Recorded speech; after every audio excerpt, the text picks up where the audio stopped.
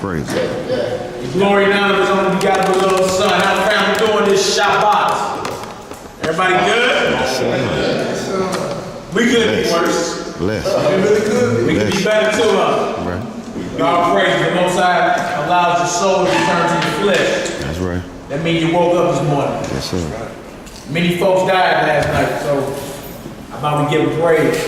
Brother Yaquim put together a lesson for us. Keys to a burning house.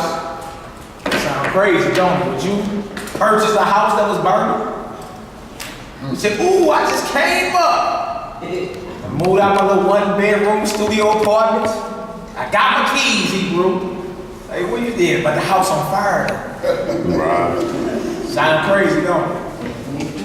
Dang, would you get the keys to, would you be willing to move into a burning house? You sure? I don't know, man. The mindset of our people today, I don't know. You may have just been integrated into a burning house and don't even know it. Nehemiah, break that in. I think you've heard that before, brother. Expound, brother, please. So what happened is Martin Luther King, his whole thing was to integrate, right? But if you read these scriptures, the Most High wanted us to be separate in action. So in the integration toward his end, he realized, he said, I believe I have integrated my people into a burning building. You can Google it. Martin King realized, and also he started going on record seeking no more integration, but a private set of land, property, so we can start building our cities. As it should be. Whenever you look through our history, whenever you look post-slavery, you'll see Kinloch, Wellston, what you would call Tulsa, Oklahoma, Black Wall Street, Fort Moses, Rosewood, Daphne. All these were thriving black communities that were self-sufficient, self-sustaining. When they went in there, they bombed them, destroyed them, and blew them up. Then they built interstates in between and gave you permission to go shop with the white man. To now, where if you get your paycheck, it is now on record that the black man only holds his money in his community for 6 hours. 6 hours. You have the Chinese, they do it longer, they do it 27 to 29 days. The Jewish so-called community do it 12 to 20 days. So we don't even hold our money in our community no more. That's why you can't build well in your community. If you want to fight this enemy, then I'm going to some of this early. You have to talk his language, and you got to deal with him on his level. Shalom, You see what I'm saying? Shalom. Shalom. So you have to take your money. If you don't even have it in your neighborhood, we now can shop without a building. Find somebody that sells something you need, and it looks like us, it's from us. Just spend your money out. You see what I'm saying? And that's the way you deal with it. So you want to come to this realization on the back end, how to integrate myself into a burning building. Real quick, give me that Lamentations 4:17. And see what happens. And it sounds, you know what I'm saying? It sounds like, of course I would never, buy a burning house. Or I would never think, this is the American dream, white picket fences, lilies planted out front. Right. Good old suburbia, kiddos playing outside. Gave my children the world. But you never really inspected the house, understand? Like, what if the house got foundation problems? What if the roof is leaking? What if that mold is reeking so bad you can smell it from outside? What if on the outside the house looks good, but the inside is the graveyard? You know what I'm saying? And you say, of course not, I would never buy a house before I inspect it. But why have you bought into the American dream without inspecting? Right. You know what I'm saying? That you have been compromised into believing in the burning house. And the crazy thing is, you watch the news every day, you know the history, you see your brothers get laid down in the street every day, you see how they do you work in slavery, sun up to sundown, and you, in your own mind, you know that there's a lot of injustice that's been done, that ain't no recompense been done. But we all know what goes up must what? We all know whatever you sow, you what? Read. So how is this beast doing all this stuff and ain't nothing coming back? So it's coming. It's inevitable. It's coming. It gotta happen. You know what I'm saying? So the thing is, if this thing gotta happen, why are we so in love with this thing? When we know destruction is coming. And remember, he destroyed the earth by water, right? Twice. This time it's gonna be fire. So now we're seeing what this burning house is. But y'all got the keys to it. Steady unlocking, ain't doing no inspection. Got the key to the burning house. So y'all so infatuated by the keys, you know, kind of like when you first get a new car. As soon as you get them keys, you don't be tripping about the oil pan probably off of underneath it. Probably got a blown head gasket, but you have a car, so you happy off the car, right? Same thing with this house. You infatuated with the keys. But as soon as you put that key in that lock and you open that door, you be like, what the hell is going on? But the thing is, the Most High give us telltale signs. We don't even inspect the outside of the house. Broken windows, the doors off the hinges, there's smoke coming from out the top of the windows, but we still happy that we got a house. God, because we got keys. So the keys to the burning house. Y'all got anything else? You can read the limitation. Yeah, we're gonna read the limitation. Any questions, students, before we actually dive into this, rule and prep of the class? So any questions anybody got? I know y'all heard about the Wisconsin, chip. Yeah, the chip up in Wisconsin. That company in Wisconsin, the first U.S. employer to go ahead and start putting them chips on all their employees. And they so dumb, but they like, I can go to the vending machine and get Skittles. I just waving my hand, you know what I'm saying?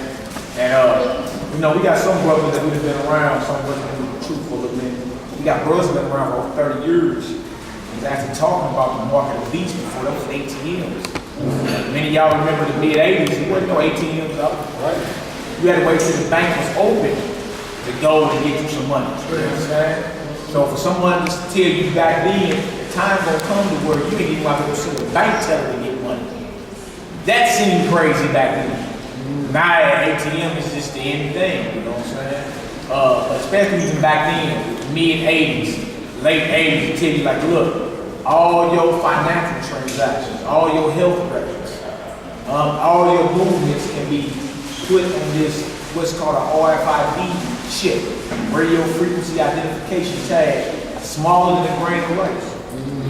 And it's prepped for your right hand or your forehead. It's prepped for that. Right? Tell somebody that in the late 80s or the mid 80s, you be sounding crazy as hell. Like, what do you read? Right. What kind of sci-fi Twilight Zone show you watch? But now we see it's reality. Right? If y'all don't know, there's a company in Wisconsin that say, look, we putting the RFID chips on all our employees. And they stepping up accepting. So what that lets you know? You understand? You read about that in Revelation the 13th chapter, the mark of the beast. Now you so enthused, you know, dang, what are your goals in life? You're trying to get this going.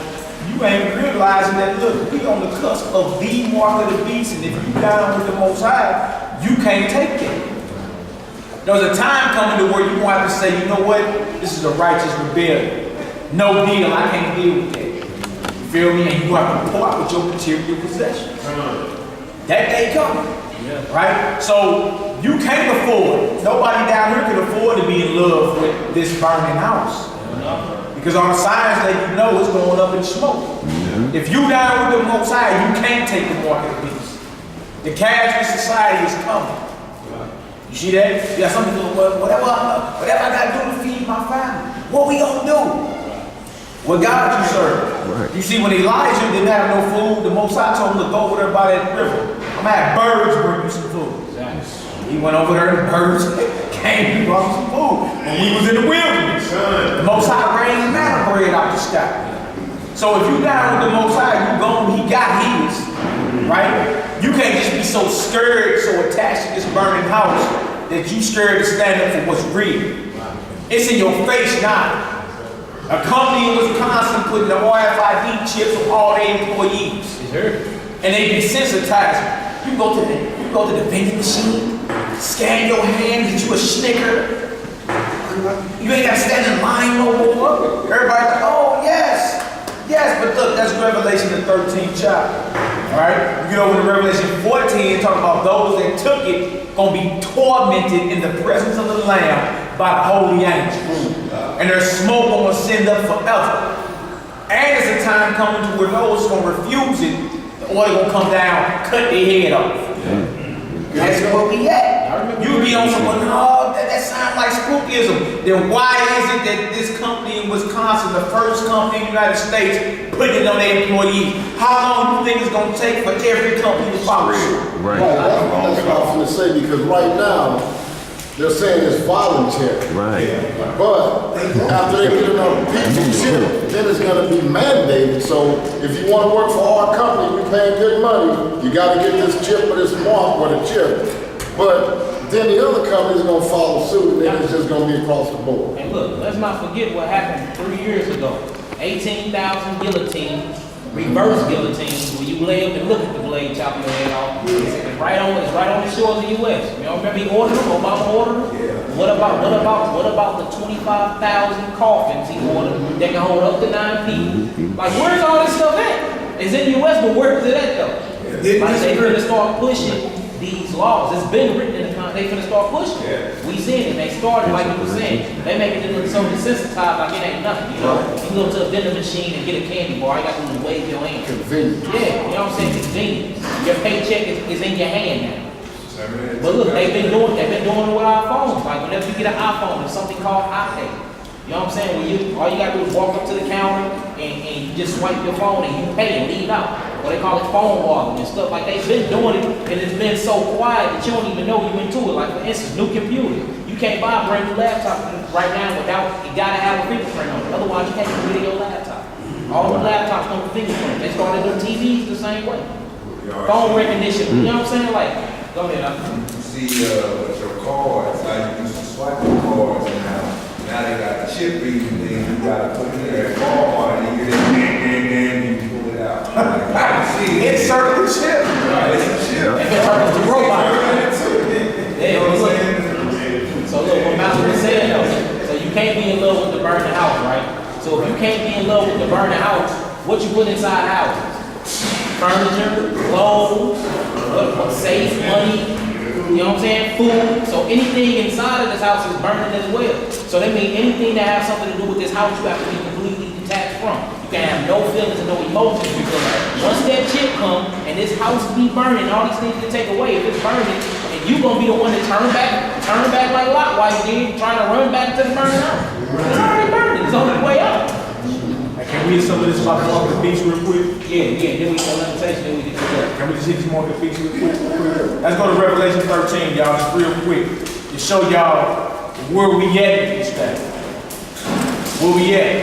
And then it's wild because any brothers that claim they don't believe in the Messiah, they ain't even talking about the mark of the beast. You feel me? Because in the letter, it ain't in the Old Testament. You can find it, you precept everything together, going to the persecution of the saints and all that.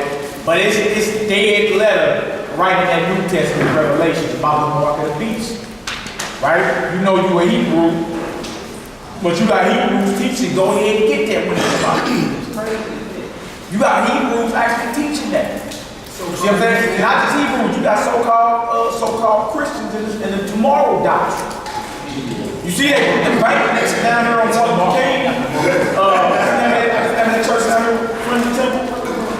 Friendly Temple on Martin Luther King? Y'all see the bank they just built next to it? Yeah.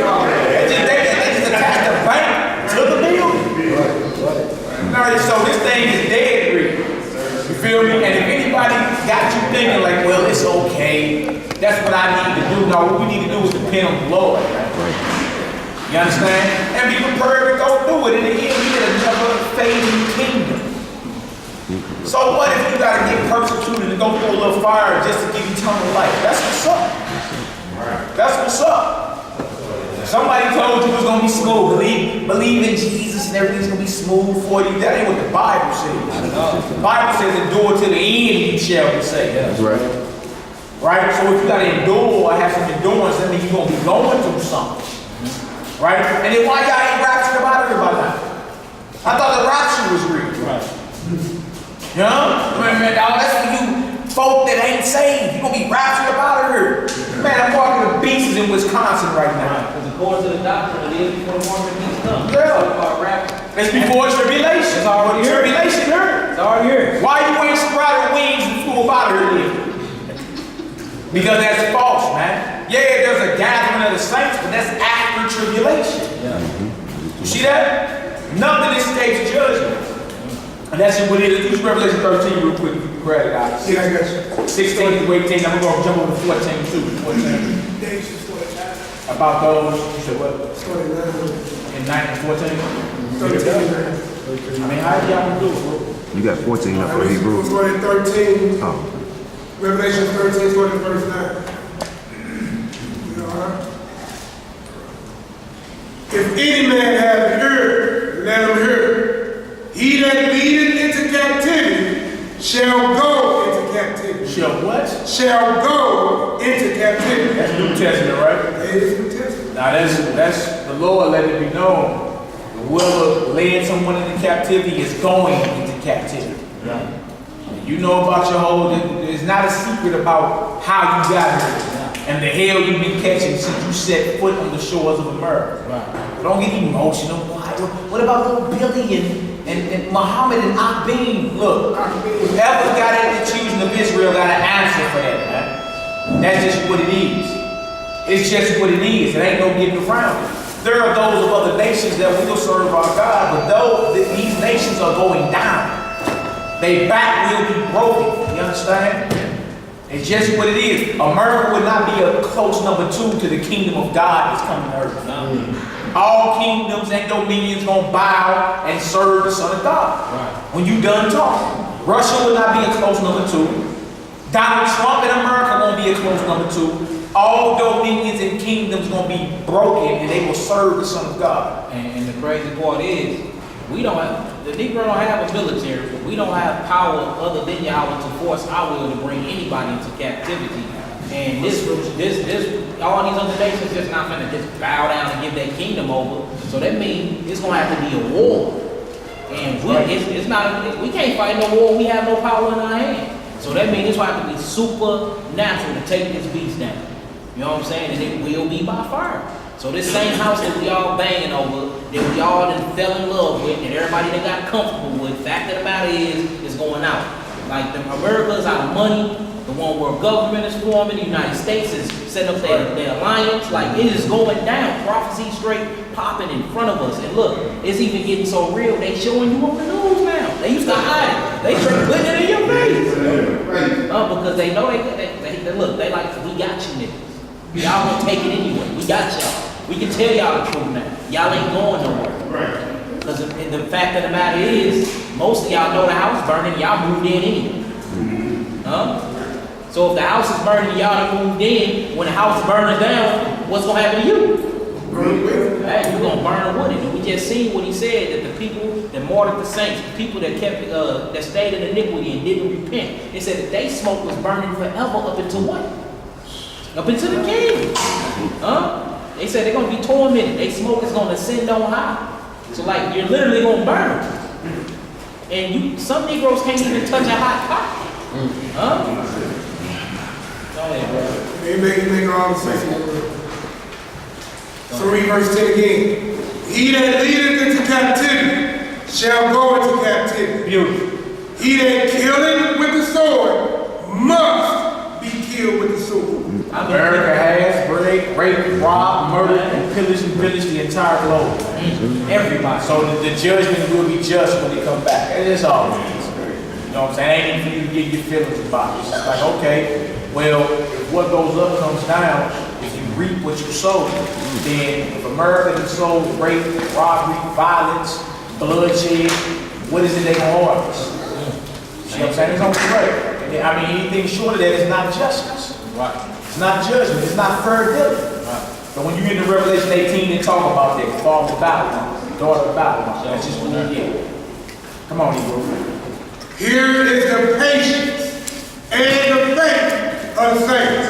You see what the saints are waiting on? You see what the saints believe? The true saints of the Most High? Here is the patience, meaning they're waiting on it. And here is the faith, meaning they believe that. They believe those that led them into captivity are going into captivity. That's what they believe. That's the patience and faith of the saints. You think the saints are just somebody with a fruit basket on their head tomorrow morning in the front pew. No, a saint is someone that's in covenant with the Lord, man. Right? And that's just righteous judgment when it's time for your oppressors to go down, man. That's just righteousness, you understand? What you do is what? Make sure you in good graces with the Most High by being obedient. You gotta be obedient. You can't just be like, yeah, all that's coming, but you still a wicked Negro doing whatever you want to do. Shooting up the hood, robbing folk, raping everybody. What you think your end gonna be? You're doing the same thing that Babylon's doing. Exactly. That's how Babylon establishes power. So you can't be mimicking them, envying your oppressor, choosing his ways. It's time for us to act like sons and daughters of God, man, and call on our God to defend us. What else is say, Doc? Verse 11. And I behold another beast coming up out of the earth. Wow. And he had 2 horns like a lamb, and he spake as a dragon. Look, outwardly look good, look innocent, but when he speaks, it's satanic and demonic. Look like a lamb outwardly. Oh, so innocent, so cute. Everybody wants to get into America, but listen to his dog whistle politics. Listen to his policies. You understand? It look innocent, but what it's speaking is venom.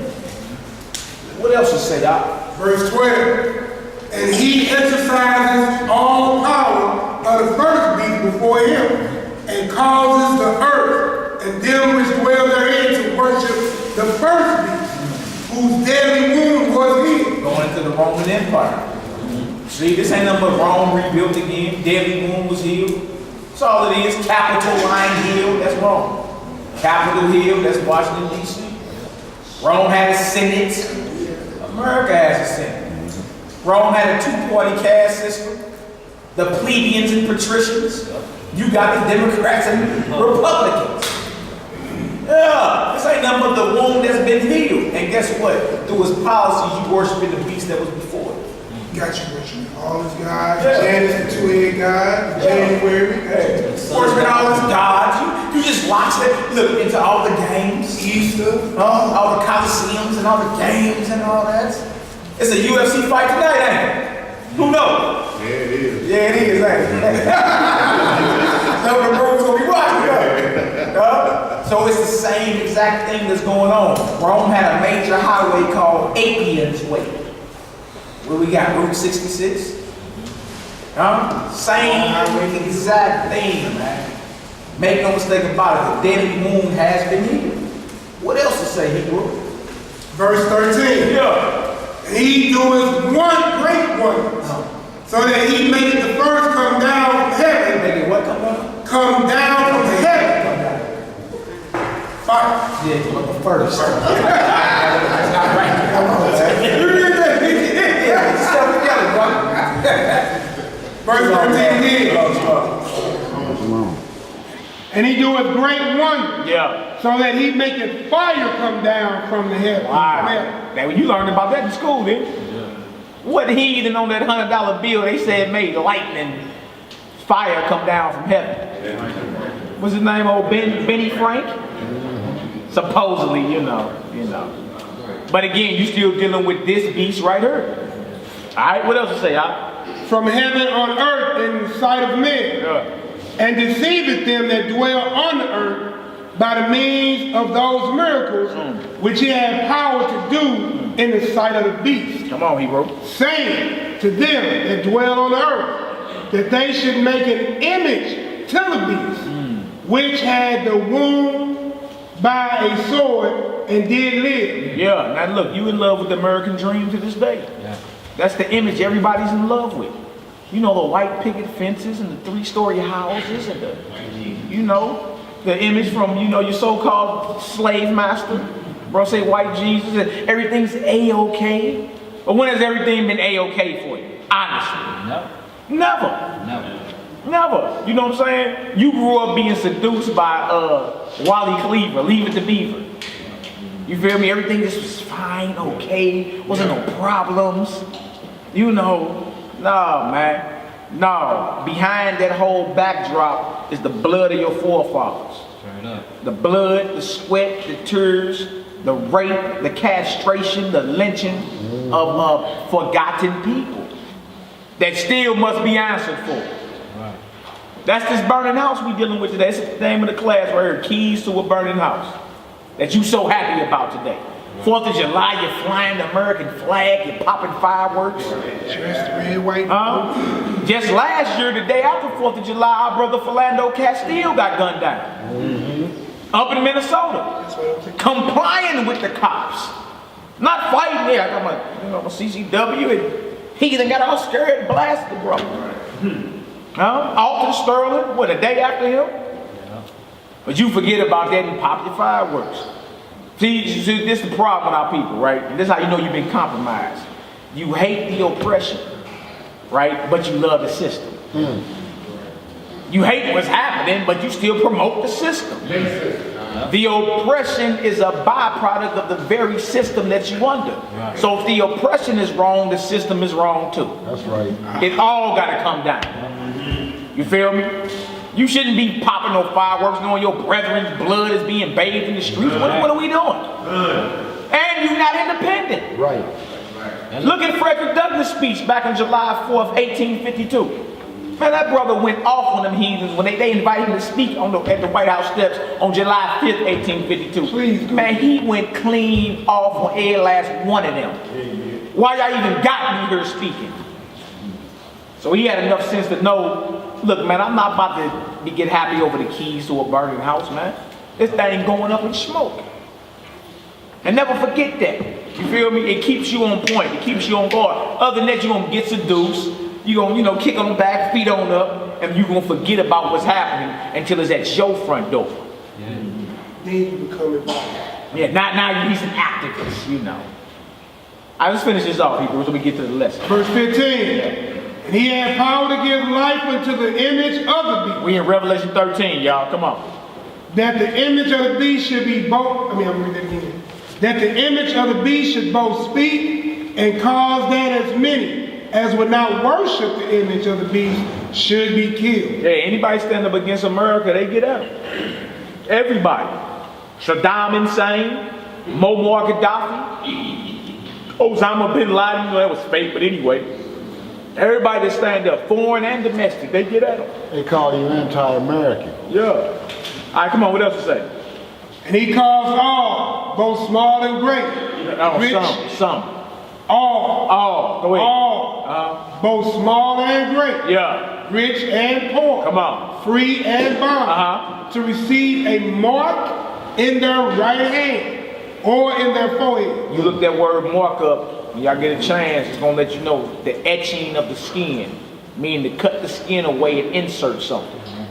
That technology just came about a few decades ago. That's how you know they ain't talking about nothing 2,000 years ago. That's something we're going through right now. Again, a Wisconsin company just went on record to say they are RFID microchipping all their employees. You won't be able to buy, you won't be able to sell, you won't be able to do nothing unless you got this radio frequency identification tagger in your right hand or for the elite, your forehead. Right up here. That's what's coming. Man. They show you in all the movies. The Kingsman movie came out a couple years ago. Everybody was addicted to their cell phones. They're showing you right through the movies. My cord has a chip. And it's right here. Right in all your insert the chip. Yeah. You see? And you It's here. Go ahead, bro. And you Negroes so in love with food and clothes and raiment and houses and ain't been fasting. I'm telling you, as soon as that food gets taken away, we're going to see a lot of Hebrews that look like they down. That's going to be like, look, go on, chip me up. Go on, I'll take the mark. You know what I'm saying? You're going to die anyway. I mean, death is promised. It's got to happen. So just to live a couple more, days to years, you're going to take the chip?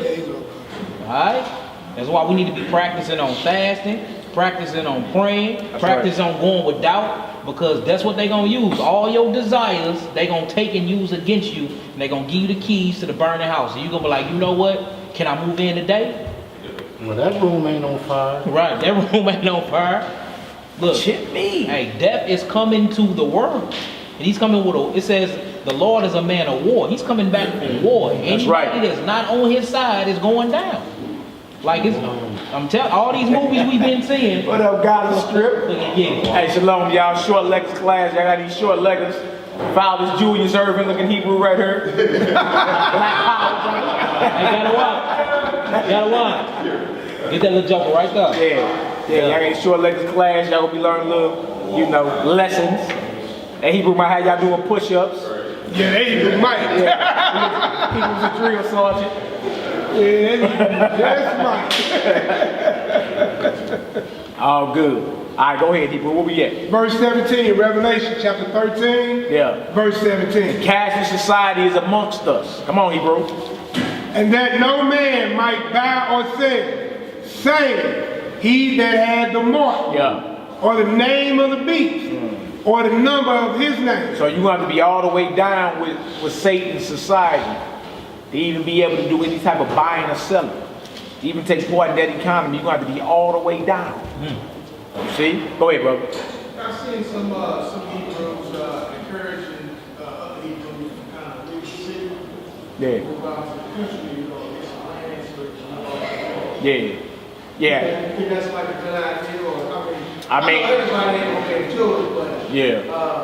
to live off the land, like we used to. Yeah. I mean, look, with some folks, that's an option. You understand? But most of us city folk, you don't know nothing about no garden tools, using no hoes, you know what I'm saying, sowing and reaping. But all I'm saying is this right here, man. Even those that's living out the city, off the grid, so and so, right? Where you get your seeds from? Monsanto got a monopoly on all the seeds. All the seeds are genetically modified. Now, say, okay, well, I'm gonna get my seeds from Monsanto. How you gonna buy them? Need money. You see what I'm saying? The time coming where our oppressors is gonna empty their pockets with us, and we're gonna be forced to depend totally on our God, man. Yeah. At that time, the playing field gonna be level. Guess what's gonna go out the window? All them little petty arguments you got, My gas bill late, Electric bill late. I ain't got no daycare fees. It's gonna force us to depend on our God and to really love our brothers and sisters. You know what I'm saying? And the Most High gonna be with us, man. All we gotta do is check the record. Everywhere we done went, He done provided for us. So I know grid or whatever, but they coming for that too. There ain't no really such thing as off the grid. It really ain't. They ran fiber optic cables going back to 2007. They've been running fiber optic cables underground all over the planet. So everything's gridded. That's why you can get a internet signal in the Amazon rainforest now. Yeah. Everything's gridded out. So you may think okay, let me move out the city, let me move right over here on the other side of Illinois, give me some land real quick. Man, they coming for all of it. In the matrix. You know what I'm saying? It's just what it is. It's time for us to focus on our God. Yeah. That's what it is. There ain't no salvation in nothing else. But I'm not against prepping though. Ain't nothing wrong with that. Hey, store you some food up or whatever. Get you some gold shekels, some silver. But hey, the end game of that ain't salvation either. So if that ain't salvation, that means somebody know where that food that they coming for it. Yeah. You feel me? And that's just what it is. And think about this too though. Like we always just thinking about Babylon and the white man. When that food run out, how many Negroes gonna be trying to run up in your crib? Oh yeah. You know what I'm saying? Like it's gonna be a dog-eat-dog world for ain't lying. Like it's coming. But like the whole thing is, we gotta get death out our head. Like that's what they forcing us with fear of death. And you know what I'm saying? We gotta get that out of our heads. We gotta get that all the way up out of our conscience. Because that's how people gonna be taking the mark. You scared, you get you know what I'm saying? Your stomach growl, you crying, you hungry. You know what I'm saying? You dying because your stomach growls. Gotta get that out of our heads. Thirsty, your lips get a little chapped.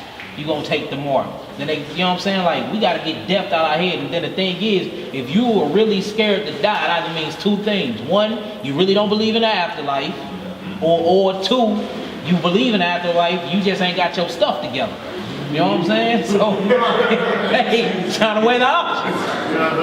Hey, real talk. You know what I'm saying? The fact of the matter is, everybody's gonna get presented that opportunity to get these keys to that burning house. Is you gonna take the keys or not? And a lot of people gonna take them, don't do no inspection or nothing, but knowing subconsciously that recompense must come. You can't just do a people like this for thousands of years and just think it's gonna, you know what I'm saying? What is the end game then? What? Like there's no kingdom for us? We get raped, beaten, castrated, burnt alive, and it's just it? What about all the people that put their life down for us to be here right now? Like, they don't get no reward, so something has gotta happen. We see it in all our lives. We always talk about, you throw a penny up, it's coming right back down. You shoot a bullet up, it's coming back down. For every action, there's a what? So look, what is gonna happen to America, y'all? I mean, and it's going down fast. Just look at the stocks, look at the bonds. Turn on CNN, start reading that little blue strip at the bottom. It's going down. They are running out of money. They running out of money. They going more into debt. These wars coming, nuclear warfare, like it's all hurt. So we need to start detaching ourselves. Don't the script say, "Come up out of her"? So who is it talking about? Come up out of her. We got to get up out of her, because if we with her when she burned, guess who burning what? We are. Go ahead. Hold on, brother. Thoma, you raising your hand. The first one was 3 words, no location salvation. The second one was 2 Corinthians, we just quoted, chapter 16, verse 17. Wherefore come out from among them. Yeah, be ye separate. And be ye separate. Yeah. And touch not the unclean thing, and I will receive. Yeah, so and the coming out don't mean, again, you just flee into some unknown location that this beast ain't gritted out. In Revelation, it tell you that you be not partakers of our sins. Yeah. So you come about it by stop doing what your oppressor is doing. That's the quickest way for him to drop. Be the son or daughter God called you to be. Stop doing what your enemies are doing. The quickest way for them to drop. I mean, that's how you come up out of them and detach yourself spiritually from Babylon. Right? Our deliverance is going to be supernatural. Yeah. That's just what it is, man. But you can't be afraid. He ain't gave us the spirit of fear.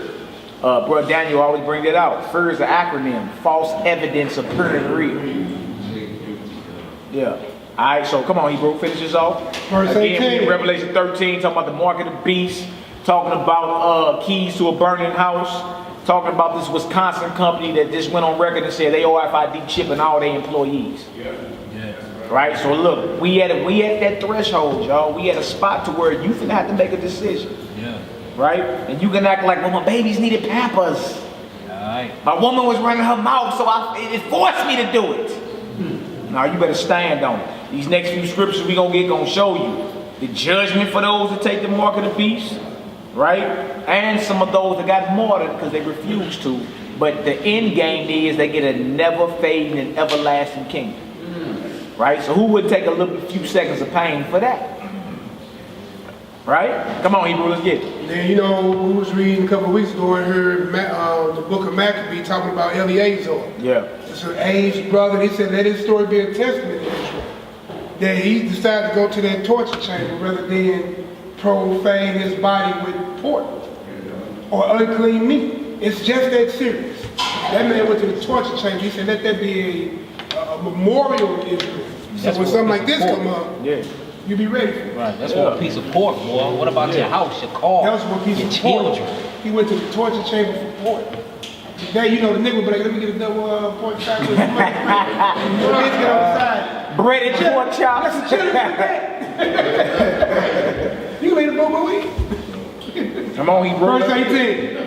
Here is wisdom. Let him that have understanding count the number of the beast. For it is the number of a man. Yeah. And as a number is, and his number is 666. That's where they get the 666 from. Right? And that's a whole nother topic as well. We're going into it's the number of a man. We're getting that some other time. But it basically that's the number of the beast. You understand?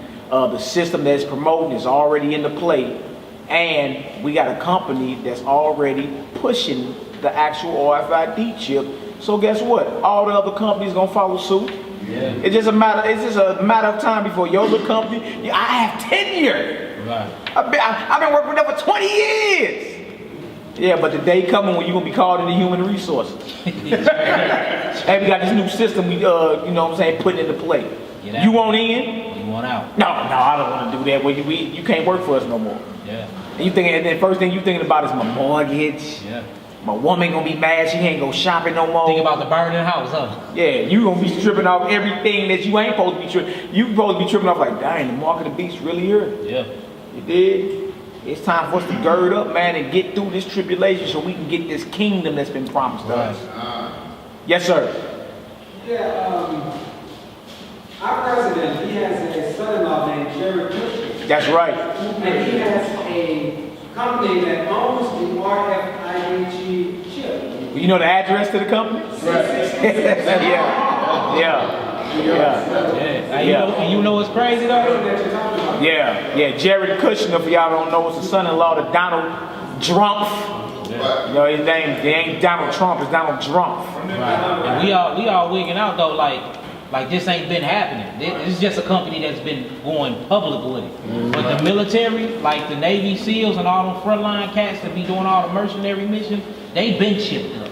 You know what I'm saying? Like it's in India, like the company that went public, they just piggybacked off some companies in India. So it's a lot of people already chipped up that's been getting chipped up since 2015. It's finally just now going public. You know what I'm saying? So hey, it's going down. It's been in the world. It's got to happen with prophecy. And like Mally was saying, like for you to look at this and still be thinking about some fleshly things, you out your mind. Yeah. Like you should, in your head, you be like, hey, the Bible straight written. Everything it talked about is coming to the forefront. You know what I'm saying? So what we gonna do with it? Hey, y'all look this DVD up when y'all get a chance. In this age of fire stick and all that, you know, really defined from freedom to fascism. From freedom to fascism. By Aaron Russo. Old boy that made the Trading Places movie back in the day. With Eddie Murphy and all them. Well, he's dead now. But he made a documentary. He ended up getting cool with one of them Rothschild cats. And he interviewed him. And the Rothschild dude told him, he said, man, the plan is to implant every man, woman, and child on the planet. And some of us had that DVD a couple years ago. I don't know if some of the brothers still got it. Oh, we still got a DVD around somewhere? We're going to try to get that burnt. Johnny, you still got your burner? No, I'm burnt out. You burnt out. Well, we'll try to put a lot of work in on them DVDs. Hey, but we'll try by next Shabbat. Go ahead and have a couple of DVDs, maybe hopefully about 100 of them, and just give them to y'all so y'all can watch that. They've been talking about this for the longest. Aaron Russo been dead since like 2008, 2009. But he interviewed he interviewed that Rothschild character, and he straight told him. And he asked him, he was like, man, what else do you need, man? Y'all the richest family in the earth. He's like, look, man, just worry about your own. Plan is to implant or microchip every man, woman, and child on the planet. And that's the end game. You feel me? And that's the orders he got from on high from his banking elite family, and he decided to share it with Aaron Russo. Right after that, Aaron Russo came up dead. It's called From Freedom to Fascism by Aaron Russo. Mama D. I was just going to say, in the Affordable Care Act on page 1001, Oof. that actually was in the Affordable Care Act. Oof. Everybody was in check. Ooh. Ooh. Y'all see Mama used to be a teacher. You see how she dropped that real quick? Since y'all think it's a game. You young radical Negroes. That's Mama D right there. When our elder mothers, she just dropped the same type of knowledge. Right on, Mama. The Affordable Care Act, page 1001. Ain't it through like 1004 too, Mama? It's a lot of pages in there. Yeah, I think it's through 1004. Y'all read that.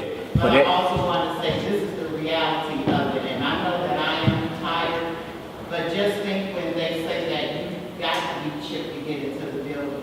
You've got to be chipped to get on sign on the computer. Yeah. That's very serious because it's going to be that you're going to stand outside of the building and not take it, or just go ahead and just take it so you can go ahead and work. Yeah, a lot of people gonna sell their souls because they hungry. I'm telling you. Hey, come on, y'all. Let's get this next chapter, Revelation 14, the judgment for those that take it. Revelation 14, 6 through 13. Done.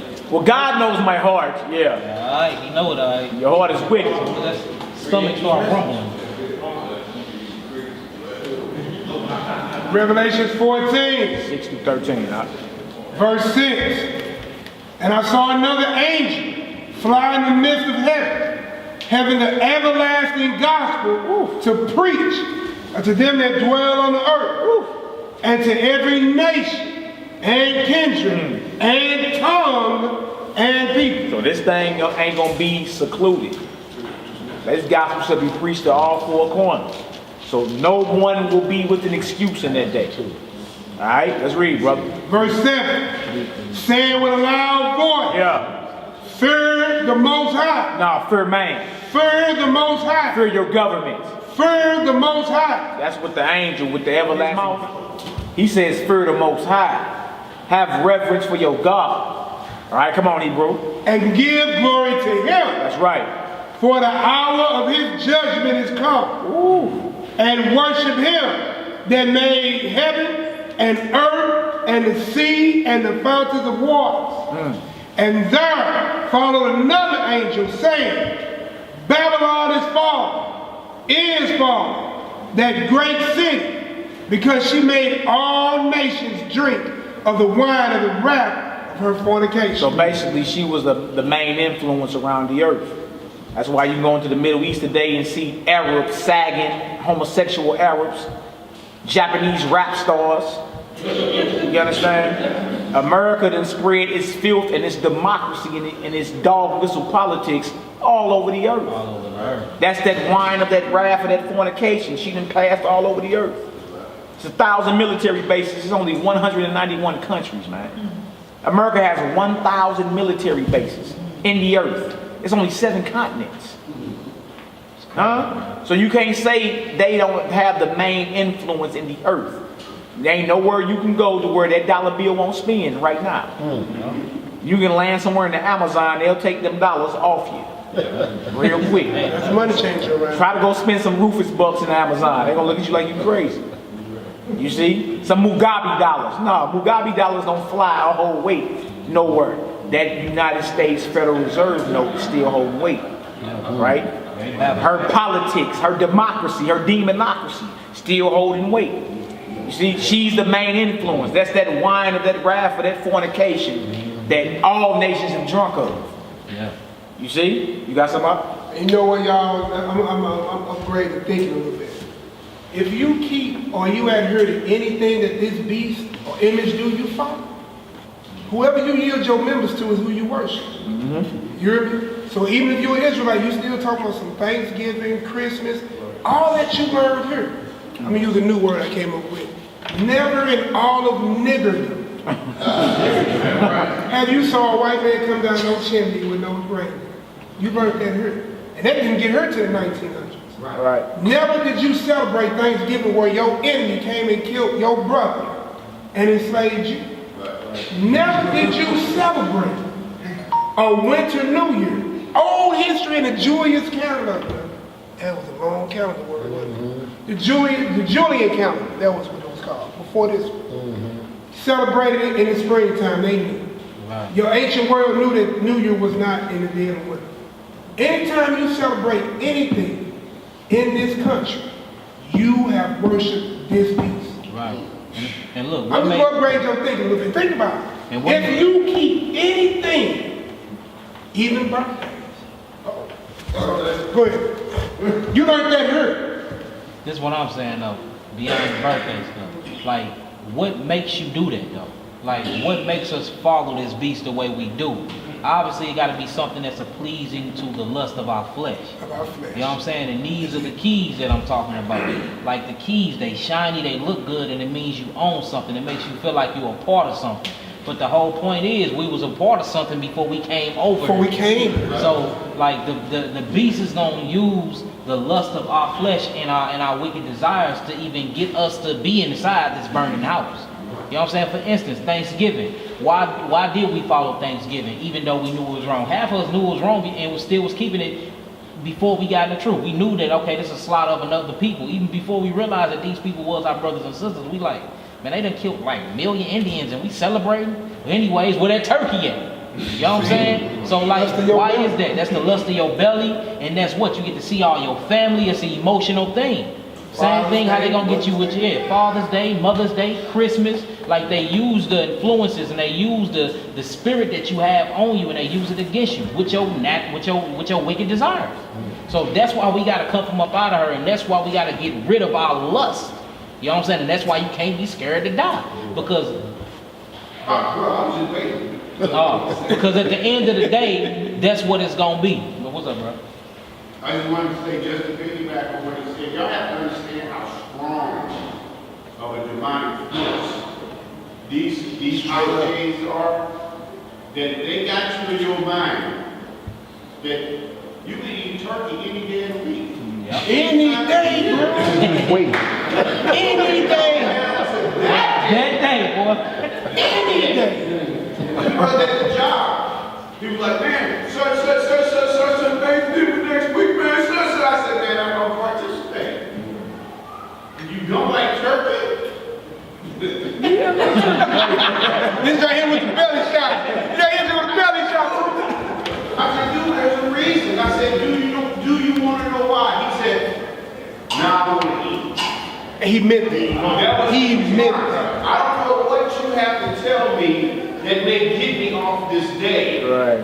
Because if you tell me something I know is right, and that means that I can't do this anymore, I don't want to know about it. Yeah. I want this turkey. You can have turkey Wednesday. Exactly. You can have turkey Friday. Yeah. But it's something about that day. Right. Just like I wanted to say one real thing what Valley had said about the 4th of July. People will talk 364 days out of the year about the white man keeping me down. Talk to him, bro. I'm taking a whole week off. Talk to him, bro. And that's funny though, but like, That's a mental illness, This man. demonic spirits, these holidays out here got people so twisted that you're scared to say no. Scared. You're scared to say no. You're scared to say, no, I don't want to do this. No, I got to do this. Yeah, because you wiggly, lustfully love that, man. That's right. Go ahead, bro. I'm listening to what you said. You said that celebrating birthdays is wrong and I While going into the deep lesson, we'll see observers here, right? You don't see no cakes, no ice cream, all that gift sharing, right? We understand. I was born August 16th, right? August 16th when I was born is not August 16th the next year. The cycles change. So my birthday ain't the same day every year like we sit here and think. Right. So we observed that time. We understood it was, it was our season. Wherever you see birthday in the scripture, you see death and fall. You see what I'm saying? You don't see nobody celebrating Christ's birthday when he was born. None when he was living. Or none after he died. He said, remember my death. You see what I'm saying? You don't see none of the disciples. You don't see King David. You don't see Solomon. You don't see none of that. Right? They ain't celebrating. But check this out though, Hebrew. There's nowhere in scripture. Now, when you start adding candles on cakes and all of that, that's something different because you're celebrating your Earth Day and you putting it towards a pagan god. But for recognizing the 360-day cycle that you've been on Earth, recognizing there's nothing wrong with it. There's no scripture where you would be condemned from that. But actually putting candles on your cake, and we know where that come from. You know what I'm saying? You can get a book of fossilized customs, give you the whole history of cakes and candles showing this sorcery and witchcraft. Here you go, right here. Breaking all the Wizard hats. Yeah, wizard hats. Yeah, making a wish. You know what I'm saying? That's called being a warlock when you make a wish and blowing out the candle. All of these are straight rituals. Now, if that's out of the play, and you just recognizing the day that you've been here, ain't nothing wrong with that. There's no violation of scripture or none of that. But once you start bringing into all these different customs and rituals, then you worshiping another god. But he got a point though. So should you do that? Should you do that like when you look at your birth certificate, it says you were born on this day? Should you wait till that day regardless of what the date says? Look, this is what he's saying. What he's saying is you really don't have to do it. Period. Right. Every day you wake up is your Earth Day. You woke up again. Your spirit came back into your body. But he's saying once you start getting the custom of it, you start looking through scriptures. He said, remember my death day. You know what I'm saying? Remember the day that I died, remember the day I rose again. Like, if you go through our scripture, you always see the death date of Christ. You don't see nobody celebrating their birthday unless they was on some wicked stuff. Like when you get into Egypt and what's brother celebrated his birthday for like a whole... The Maccabees. Second Maccabees. And you start looking and it's all like a lot of lustful gluttony and stuff attached to it. You be like, okay, when I do see something about a birthday, it got to do with the wicked side. You know what I'm saying? You don't really see nobody celebrating their birthday. You know what I'm saying? You know what I'm saying? You don't see nobody celebrating their birthday that was righteous in scripture. But we're saying recognizing the day ain't nothing wrong with it. But when you start bringing the rituals in there, it's a sin. Right, the rituals. The rituals, parts. Hey, so you understand? I guess the scripture in Psalms 118 it says, this is the day the Lord has made. we shall rejoice and be glad in it. Psalms 118, verse 22 through 24. So nothing wrong with you being thankful, thanking the Most High for seeing another year, let alone another day. Yeah. But keep everything else that they attach to it away. Yeah. What you doing with a wizard hat on? Yeah. Dimming the lights, And some make a balloons. wish, blow the candles out. You got blow balloons and You know what I'm saying? Then it becomes and then, idolatry. and then also you get vain with it. You be like, it's my day. It's my day. Man, there's 100 other people born on your day. What you mean? And it's the Lord's day. You didn't make it. Right. You see what I'm saying? So if you're not careful, you can become vain. It can be self-worship, which is idolatry as well. That's what the brother was talking about, a false god and all that. It's always a different day. There's something like united with there or days off. Right, exactly. Most of us got cell phones. Nothing birthdays, man. I got 3 girls' birthdays. Going on camping and dimming lights and all that stuff. so now you know. Yeah. See, all that satanic worship. You know what I'm saying? We all, look, I got 7 children. And I don't hate Hey, none pull that up in there. Father's Day come, I don't get nothing. My birthday come, I don't get nothing. You know what I'm saying? How you honor your father and mother, live according to the way they taught you, that lines up with the script and the full faith of Christ. That's right. That's how you honor your father and mother. You see what I'm saying? So you love them. It's okay to tell your children you wrong. You see what I'm saying? Say, you know what? I learned a little something. Daddy was wrong about that. This is what we're gonna do, and then you educate them. Yeah. They'll love it. I mean, just look at the facts though. You dimming lights, you putting candles in food, you lighting it up, you closing your eyes, and you putting out some manifestations. But to who though?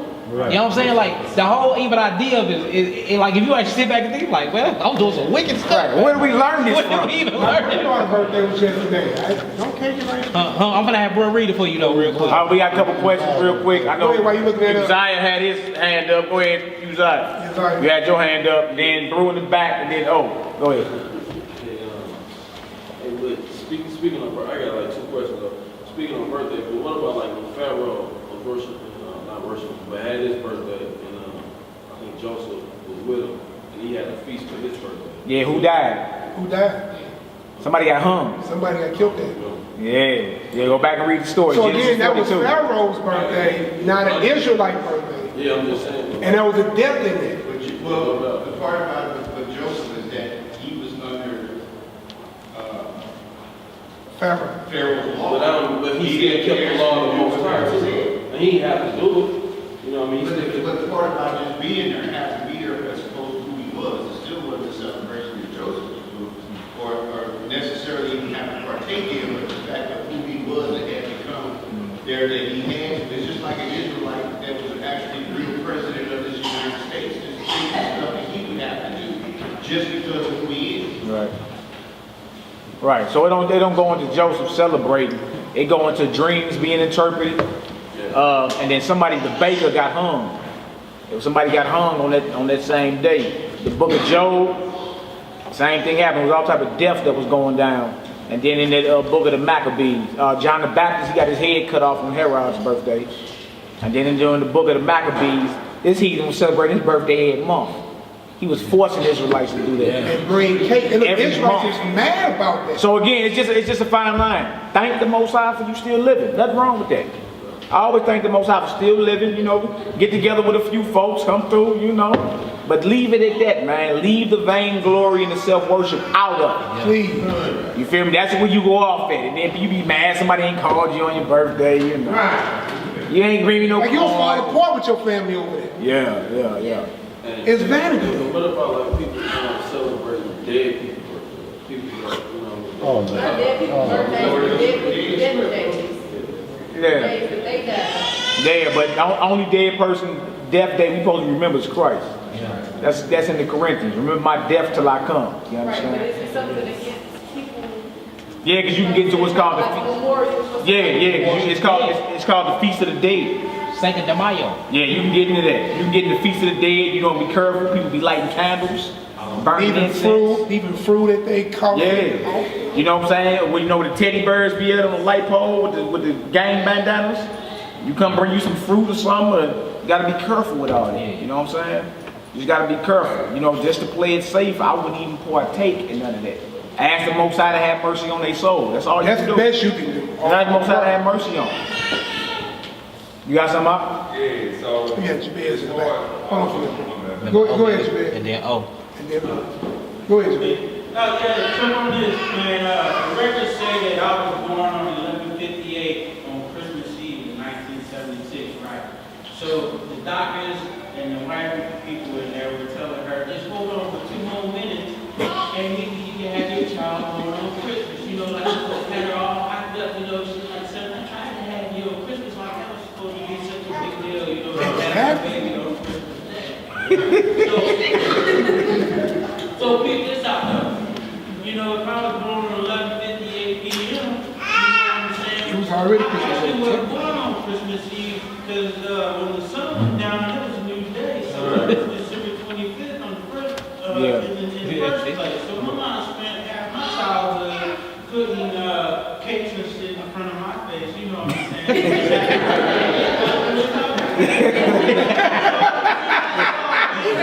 He said it really was my birthday. you see his conclusion though? He said, you see how it's all vain and vanity? Yeah. All this, it ain't even the day I was born, for real. I got you, that's Look, funny. I got you. Look, my son, one of my sons was born on 12/31 at 10:30. Just hold out, you need a New Year baby. I'm like, kid. But there's another story. Go ahead. You said, oh, Oh yeah, oh. That was gonna say to me, Romans 14:5-6. Yes, you can, bro. And then, Then who else had? Somebody else had a question too. Yeah. You said Romans 14, oh, Yeah. 5 and 6. let him answer the question real quick. What, bro? This regards to like, I understand as far as like not keeping the customs and practices, pagan religious practices, like the birthday and stuff comes from. But as far as like, I read, you know, the story of Isaac, you know, when Abraham had the feast day with him, and Satan was like mad, he was the Most High. On his weenie, Yeah, not that was his his weenie. birthday. That's when he got off. That's when he got off the breast. 3 weeks. You know what I'm saying? Weenie. Yeah, that was weaning him from. Right. I mean, he was ready to accept meat now. So it is like, so it's something like that acceptable, like if you want to have a feast, you know what I'm saying? Yeah, ain't nothing wrong with Actually, that's what that. Matthew just Like he said. just said, hey, today is a good day the Lord's made. Toast up. You know what I'm saying? We can eat good, but when you start bringing in these rituals and becoming idolatry of vainglory of self, that's when it's a sin. Right, and okay, I follow that, and I guess like me and my household is one of the things, like we're unlearning a lot of practices, and it's so, as we're taking away something of wickedness, you know what I'm saying, it's like I have to apply that, you know, we don't celebrate this holiday, but this is the blessings and the joys of celebrating the feast day. Right. Like for us, we feel kind of penalized, like, oh, man, you can't never have no fun, that whole screw. Nah, but the feast days, man, we kicking on Passover, Tabernacle, your Sabbath. Today is a feast day. There you go. It's like, this is great. But look, you can kick it every weekend, every Sabbath day. With your kids stay. Take them to the zoo. You know what I'm saying? Go to the park, get So I some learn to get into that, the more righteous practices of how these feast days and stuff will carry. Because Hebrews kick it, man. Yeah, like we get it in. And so You say I have to eat it. So look, we finna read what that script all pulled, and then we're gonna read a little bit on his birthday. We're gonna get back to the lesson. Revelations 14. He said Romans 14. didn't he? Romans 14. What verses? 5 and 6. Romans 14, 5 and 6. One man esteemeth one day above another. Another esteemeth every day alike. Let every man be fully persuaded in his own mind. And it's who? In his own mind. In his own mind. Now, your mind need to be established with truth. You feel me? That ain't there for you to say, well, I love how wickedly sweet it is, so I ain't persuaded in wickedness. No, it's just be established in your own, be fully persuaded in your own mind, because your mind is established in truth. You understand? So with certain days you gonna remember more than others. Of course. Ain't nobody saying that. It's just there's a line that you can't cross, man. There's a line, you need to know that line. You understand? If you get to the point to where you know, singing Bone Thugs in harmony, meet me at the crossroads, pictures up, lighting candles, incensing. You understand? Feast of the Dead. You gotta watch all that, man. You understand? Wizard hats, turn down the lights, make a wish. What's all the superstition? What's going on up in here? Where did you I thought get we was children of light. What are we doing turning the lights down? in the dark? What's going on? Yeah. Feel me? What else to say, y'all? Verse 6. Yeah. He that regardeth the day, regardeth it unto the Lord. That's right. And he that regardeth not the day, to the Lord he does not regard. He that eateth to the Lord, for he giveth God thanks. Give it who thanks? God thanks. That's right. And he that eateth not to the Lord, he eateth not, and giveth God thanks. Right. Like certain days, you forever remember some of, I was gonna say that your anniversary, or some of y'all remember the day you graduated, or prom night. It's certain things, or certain people that left and transitioned on to the next side. Like you gonna remember them days, you understand? But keep everything in measure. Don't let your memories cause you to fall into idolatry. Then how will I know it was idolatry? Man, if you can't verify it in the scripture, stay away from it. Yeah. It's that simple. You understand? But the scriptures ain't against you coming together and enjoying one another. He just told you Hebrews kicking. Whenever we get together, that grill firing up. Hey, straight up. And that lamb meat going up in the earth. Right. You feel me? Flagons of wine getting poured out. Think about it right now. Music flowing. And then look, Maccabee. And we act like we gotta wait for feast day to feast days to get down. Look, every Shabbat day is a feast day. That's right. Every weekend. Yeah. You know what I'm saying? Hey, Hebrews kicking like that. take that day off from the wife and children. And I'm with the bros today. You know what I'm saying? Sun go down tonight. I'm pretty sure it's gonna be some brews firing the grill up. Yeah, that's what's going down tonight. We're going down. Lay that word. Let's get it done. Say what? Hey, good script, bro. Yeah, good script. So he can read on his birthday. Right birthday. there. Go ahead, up. We won't buy the corners hook to the satellite. The old school. He said what? Huh? We won't buy corners hook to the satellite. You said there was a course hook to the satellite. What about him? Armstrong. What about him? Just like, Oh, yeah, you know, yeah, the boy yeah. always doing what we had. They track you Market on the beats and all grid. that. Track, look, we in the matrix, man. Everything is on the grid. Everything. It ain't no hiding from this You got a beast. cell phone in your hand. Yeah, ain't no hiding from this beast. Look, they even tracking it. You remember they say you used to be able to cut the phone off. Now whether your phone off or on, they still can track your phone. You know what I'm saying? Even if you take off location, it still keep a location because you in that one. And you on Google. And you on Google. And on Google Maps, sure take you home. We know that, don't we? we had to track a phone down. Well, we attempted to track a phone down a couple weeks ago. But yeah, it's what it is. All right, look, read about the birthdays, bro. We're gonna get back in this lesson. Where you at? We're in the book Fossilized Customs, the 10th edition by Lou White. Load it up. Get a zoom on that. 10th edition. Yes, the 10th edition, The Pagan Origin of Popular Customs Pagan origin. by Lou White. What page? And this is going to be page 211, Birthday Celebrations.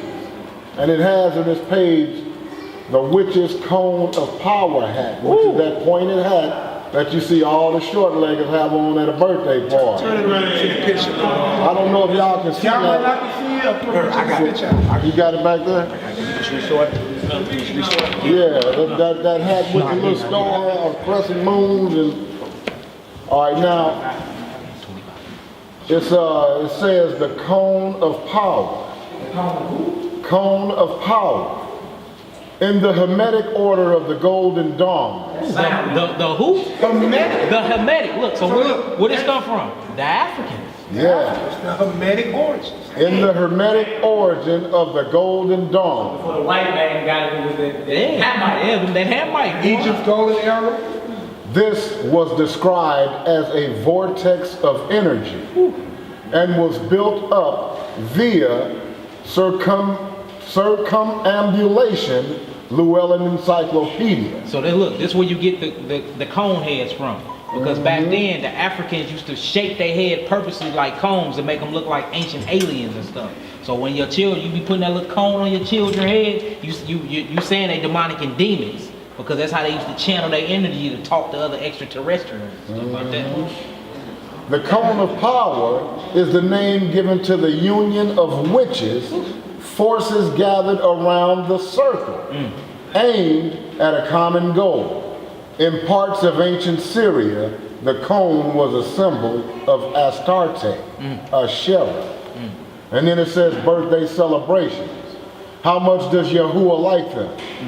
The history of how birthdays came to be celebrated reveals everything we need to know about the custom. Oh, man. Long ago, the average person never paid any attention whatsoever to the anniversary of their birth. Now look, this is what Nakamya was telling you about. All right, come on. The initial pattern that developed concerned the celebrating of the birthday of their deity once each year at the winter solstice. So check this out. At the winter what? At the winter solstice. So look, Christmas, Give 'em a date. the feast, Christmas, which is the feast of Saturn, right? Feast of Jupiter, feast of Saturn. That's a feast day to a birthday, but everybody think Christ was born on December 25th, but it wasn't. It was an actual demon god born on that day. So it was somebody born, but it was a demon god born on the day of 20. The winter solstice. The winter solstice. The feast of Saturn. That's a feast day to an actual another god that don't have nothing to do with your God. You know what I'm saying? And that's between December the 21st and December the 25th. Huh? Yeah. It says this is the origin of Christmas. Since the winter solstice was considered the rebirth or birthday of the solar deity. The sun, S-U-N. Yeah. This Solar alone, deity. They thought the sun was a god. this alone marks the behavior as originating from the rebellion against Yahuwah, who is the one and only Elohim of heaven and earth. Remember that Yahuwah commanded that we not learn the ways of the heathen. That's right. It's in Deuteronomy 12. Later, people began to celebrate the annual birth of their king at the same time as their deity, aligning their ruler with the same honors given to their deity. Yeah, because Pharaoh was God on earth. God on earth. Makes sense. Nimrod too. And he was a God Hamite. on earth. Yeah. And he was a Hamite. Yeah. They made it gorgeous. Yep, and that's why now the Christmas tree, they say that's Nimrod. You know what I'm saying? And then notice what's on top of the Christmas tree. It's always the sun. The sun, the star. All this ain't nothing but pagan worship that come from them Hamites, man. Yeah. It's crazy. The Africans was doing this way before the white man did. It says, Way before Jolly St. Nick. in their minds, their rulers became anthropomorphic version of their deity. Yeah. In the East, average people slowly began to celebrate their personal birthday once each year on what they believed to be New Year's Day. So they say anthropomorphic, meaning that their God was personified in their ruler. You know what I'm saying? So that's the sun god Ra, the Pharaoh hemp nuts right here. You feel me? So that's what their whole anthropomorphism mean right there. They just personified their solar celestial deity in the person of this cat that was sitting on this throne. Right there. Yeah, the You see what it's saying though? So before Negroes even started celebrating their birthdays, they had a thought to do it. It came from some wickedness. You know what I'm saying? Now, back in the day, was it people like, hey, it's been 360 days, you know, it's been a year since I was born. Hey, all praise to the Heavenly Father. It ain't talking about that. It's talking about actually celebrating, putting candles in your cake, putting on a warlock hat with your wine, making a wish, you know what I'm saying, to whatever God that, obviously it ain't to our God. No. You know what I'm saying? It's talking about that, the celebration of you partaking in other feasts. You partaking in Pinatas. Yeah, pinatas, all that word, pinning the tail on a donkey. Yeah, pinatas. Look like the origin of all this stuff is like straight up whack. It says eventually people developed the custom of observing their personal birthday on the annual day they were actually born. Then it goes into birthday cake custom. Yeah, So- that's what we wanted. That's You what I want some of wanted. that Yeah, that's too? what I wanted to get into. All right, it says worldwide, baking cakes for the Queen of Heaven, Asherah, was entangled in birthday celebration. It says in Jeremiah 7:18. 44 too. And 44 as well. This provokes Yahuwah's anger. By blowing out candles and making a secret wish, the celebrant performs idolatry. Because the wish is to their genie or jinn, a spell performed by wickedness. The candles are part of the fire ritual. Pagans believe the solar presence to be fire. So check it Fire out. ritual. So when you close your eyes and you wake a wish and you blow into the candle, Hey, as a child, I used to blow candles out. I wouldn't, God, please give me this for. I was wishing to, I don't even know who I was wishing to. Like, where did this stuff go? Making a wish to who? To who? Every time you pray, you And don't like. spitting all on the cake, blowing out some candles. Yeah. Every time you go into your prayer closet, you ain't like no candles. And blowing out. You ain't got no cake or no cupcake in there. And you know exactly who you're praying to. And you know exactly. Here is just a wish offer. I wish I had a brand new video game. Who did that go to? Who did that go to? Who did that go to? Obviously, whatever ritual you were, whatever ritual you in, that's what it went to. Come on, Hop. It says, the rising smoke of the extinguished candles carried the secret wish into the sky. How do you think Yahuwah likes it when we teach our children to do these things? To propagate the custom of them. How about if we think of the wish being a prayer to Yahuwah? This is not going to be acceptable to Yahuwah. No matter how we wrap it in our mind, worshiping Yahuwah in a pagan format is the main problem we have today. So look, you can't say it was for the children. You can't, because it's to a demon god. You know what I'm saying? So yeah, we all had to go through that though. So like you said, when you pray and everything that you do is in class, being live. Yeah. That's in line. This your measurement stick. This your measurement When stick. you go before judgment, it's gonna be did you have the right color on with your shoes, what you matching? Did you wear the right this, you know what I'm saying? Did you obey? Did you keep what I gave you? Or was you learning the ways of the heathen, confusing that with my worship? Listen, God is a jealous God. So with that being said, you can't put like this, you married, right? Would you be satisfied with your wife kicking it on somebody she used to deal with on your day? No, you ain't nothing to think about, right? No, right.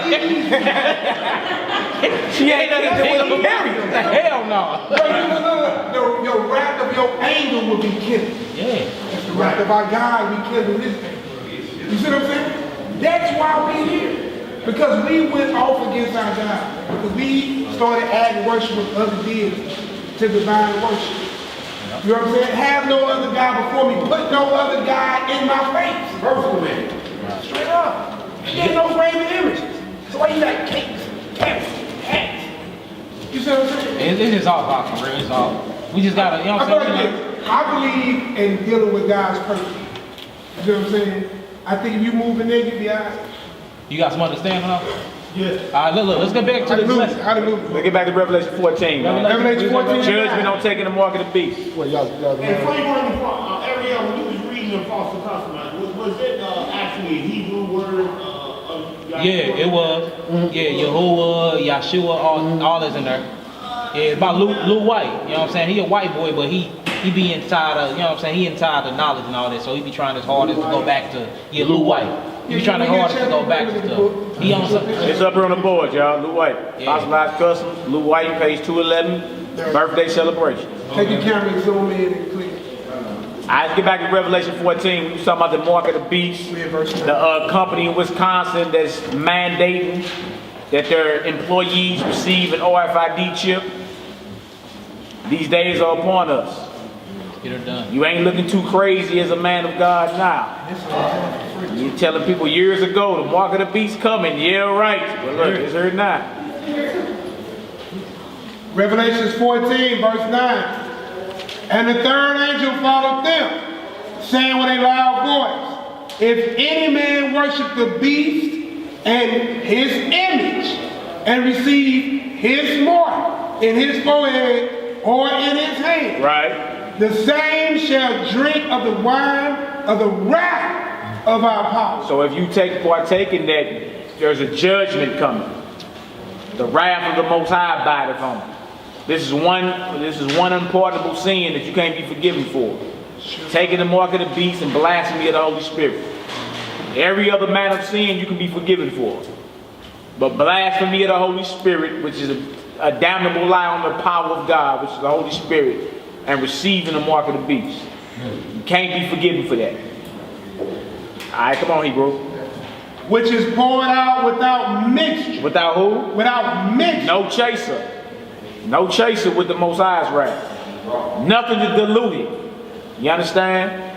Straight raw. Come on, Hebrew. into the cup of his indignation, and he shall be tormented with fire and brimstone in the presence of the holy angels and in the presence of the Lamb. So what's the judgment for those that partake in that? Fire and brimstone. Fire and brimstone. A burning house. Innocence, okay. Like all excuses gonna be on the table in that day. You understand? And right now they desensitizing. They desensitizing everybody. Oh, okay. Get it to Jacob. All right, but what they trying to do is desensitize us from what it is. You know what I'm saying? And that's why everybody was waving their hand in front of the vending machine, saying they can get Skittles, Snickers. We just read right here it's dead real. If you partake in that, the wrath of the Almighty abides on you. It's gonna be poured out without mixture, and you shall be tormented in front of the Lamb and in the presence of the holy angels. So anybody who trying to make, oh, it's okay to loosen up a little bit. It's okay. Then that's the devil talking to you. Because who will want you to accept the wrath of the Most High poured out in indignation without mixture? No mixture. In the presence of his Son and the holy angels. Wicked one. No mixture on it. That's serious, man. Y'all panic when the AC go out. So you know you're not ready for everlasting burn. Stop. Poor. All right, come on, Hebrew. All right, we'll read that again, verse 11. And the smoke of their torment ascended up forever and ever. No, sometime. Forever and ever. And they had no rest, day nor night, who worship the beast and his image, and whosoever receiveth the mark of his name. So contrary to popular belief, everybody doesn't rest in peace. Right. You understand? The lake of fire will not be you resting in peace. You're going to be tormented consciously forever. Period. It ain't like you're going to burn up and forget about it. Like Jehovah's Witness try to tell you. That's forever and ever. And that's the judgment for anybody that received that. You understand? So anybody trying to make you make it seem in your mind that it's okay, like the TV show Lucifer that's out now, they got you thinking Lucifer just a homeboy. Right. You know, he's for humanity. He helps the cops solve crimes. And what do you really want to do? That's what he asked everybody in there. What do you really want to do? I just want to have some fun. You see what I'm saying? Don't take your guard down. Yeah, watch if you ain't scared, watch the TV show Lucifer. You're gonna be like, man, they straight. Like Lucifer is the homeboy. The children love him. Yeah. They run up on Lucifer. Run up and hug him. You see, watch them trying to desensitize us, and we take our guards down, and we drop the ball, realizing how serious the judgment gonna be. That's a serious judgment right there if you partake in that. Yeah. All right, I know you had some. Yeah, just in the same verse, that this says forever and ever, day and night. You don't get off at 5 o'clock from punishment. No rest, right? No rest. Yeah. Or holiday. This is day and night, constantly, continually. There's no rest. You can't just run over into that corner and say, You seen that with Lazarus and the rich man. and then start your punishment again. Time out. Right. This is constantly. If this ain't enough to scare you into wrath. Yeah. You know what I'm saying? That when you seriously understand it, see, like he said, they try to minimize this and make it seem like, oh, it's not so bad. It's a cartoon devil down in heaven, in hell, just sitting on the throne. And all you're going to be doing is feeding donuts constantly. No. That's torture. Yeah. Day and night, constantly. Forever. A lot don't believe it though, man. Like, see, that, maybe I'm telling you. It's that belief, man. This verse right here, enough is to make you say, wait a minute. If you believe. What's that next verse? That next verse say what? We need 12 and 13. What it say? 12 says, here is the patience of the saints. Here are they that keep the commandments of God and the faith of Yeshua HaMashiach. You see that? The saints keep the what? Commandments. Keep the commandments of God and the faith of Christ, the Messiah. You feel me? That 13 is your resting. Yeah. 13. Here it goes. And I heard a voice from heaven saying unto me, Right. Blessed are the dead which died in the Lord. Died in who? The Lord. Uh-huh. For henceforth, yea, said the Spirit, that they may rest from their labors and their works do follow them. So it's a blessing if you die, you know what I'm saying, a worthy death in the Lord's eyesight. It's a blessing. And your labors follow. Yeah. So if you have to stand up and rebel against whatever wicked is, and stand up and say, no, I'm not taking that, and your end is Revelation 20 and 4, that's our last verse, Revelation 20, 4 and 5, if that's your end, that's a blessing. You're going to die anyway. You understand? Why not get you some glory and honor in the books of heaven? Why not? You see? All right, Revelation 24 and 5, let my brother get to his lesson. Revelation 20, let's read that 4 through 6, my bad, 4 through 6. And this is about something that's coming for those that's standing up against this tyranny that's already here. It's already in the earth, y'all. In a minute, all of us gonna be hobos. You ain't gonna have a job. You gotta quit your job. No job, no food, no clothes. You gotta quit your job. A lot of Negroes gonna be like, let me get that chip. Yeah. All these hard Hebrews that we be seeing on YouTube, and hell, ones we seeing around. Well, and a lot of people gonna be flipping the script. Huh? Yeah. Jesus, who was Jesus? I was playing. Hey, bro, Hebrews do it like that, man. Yeah, serious. Look, like when the white man bring death to the table, Negroes give in. Always do. But don't always catch the back end of it. You're gonna die anyways. Yeah, we gonna see everybody talking about they got faith like Abraham. Everybody talking about they all down with the Lord. On this day, we gonna see who really about that. Yep. We gonna see. I ain't gonna say nothing else about it. In that day, we gonna see. Flat out. Yeah, let that. Look, what my brother say? Look, my brother say they talk with what? They talk with a full stomach. They talk with a full stomach. When that stomach empty and they hungry. That's right. That's right, bro. That's right. When that stomach touching that back, all bets off the table. All bets is gone. All bets is gone. Come on, you have one more scripture, brother? Yeah, Revelation 20, 4 through 6. We're in the book of Revelation, chapter 20, verse 4. The name of this class is called The Keys to a Burning House. Think about it. Would you be happy if you received keys to a house that's burning? You say, of course not. Then why are you so in love with a murder? Why? Burning house. He's on his way out. It really calls you to examine your mindset. Because soon you finna have to part from all your material possessions. That ain't what make you anyway. Christ told you that. Yeah. A man's life will consist of the abundance of the things that he possesses. Yeah. Now think about how many of y'all been high-siding on folks. You know what I'm saying? I ain't had to catch the bus in 20 years, you know. Got me a nice paying job. I'm blessed with look at my refrigerator, food stamps, filling my refrigerator up. When that money run out, you getting chipped to go to work. So when that paycheck stop coming, you can't pay the car note, that's gonna get took. Or say it don't get took, you ain't got no gas to put in it. You ain't gonna go to the store and buy no food. Negro, you out of money. So look, now the playing field has been leveled. What you gonna do? You gonna pray, you gonna fast and make God make a way, or you gonna take that mark? Cause look, it's here. Like we can talk about it now.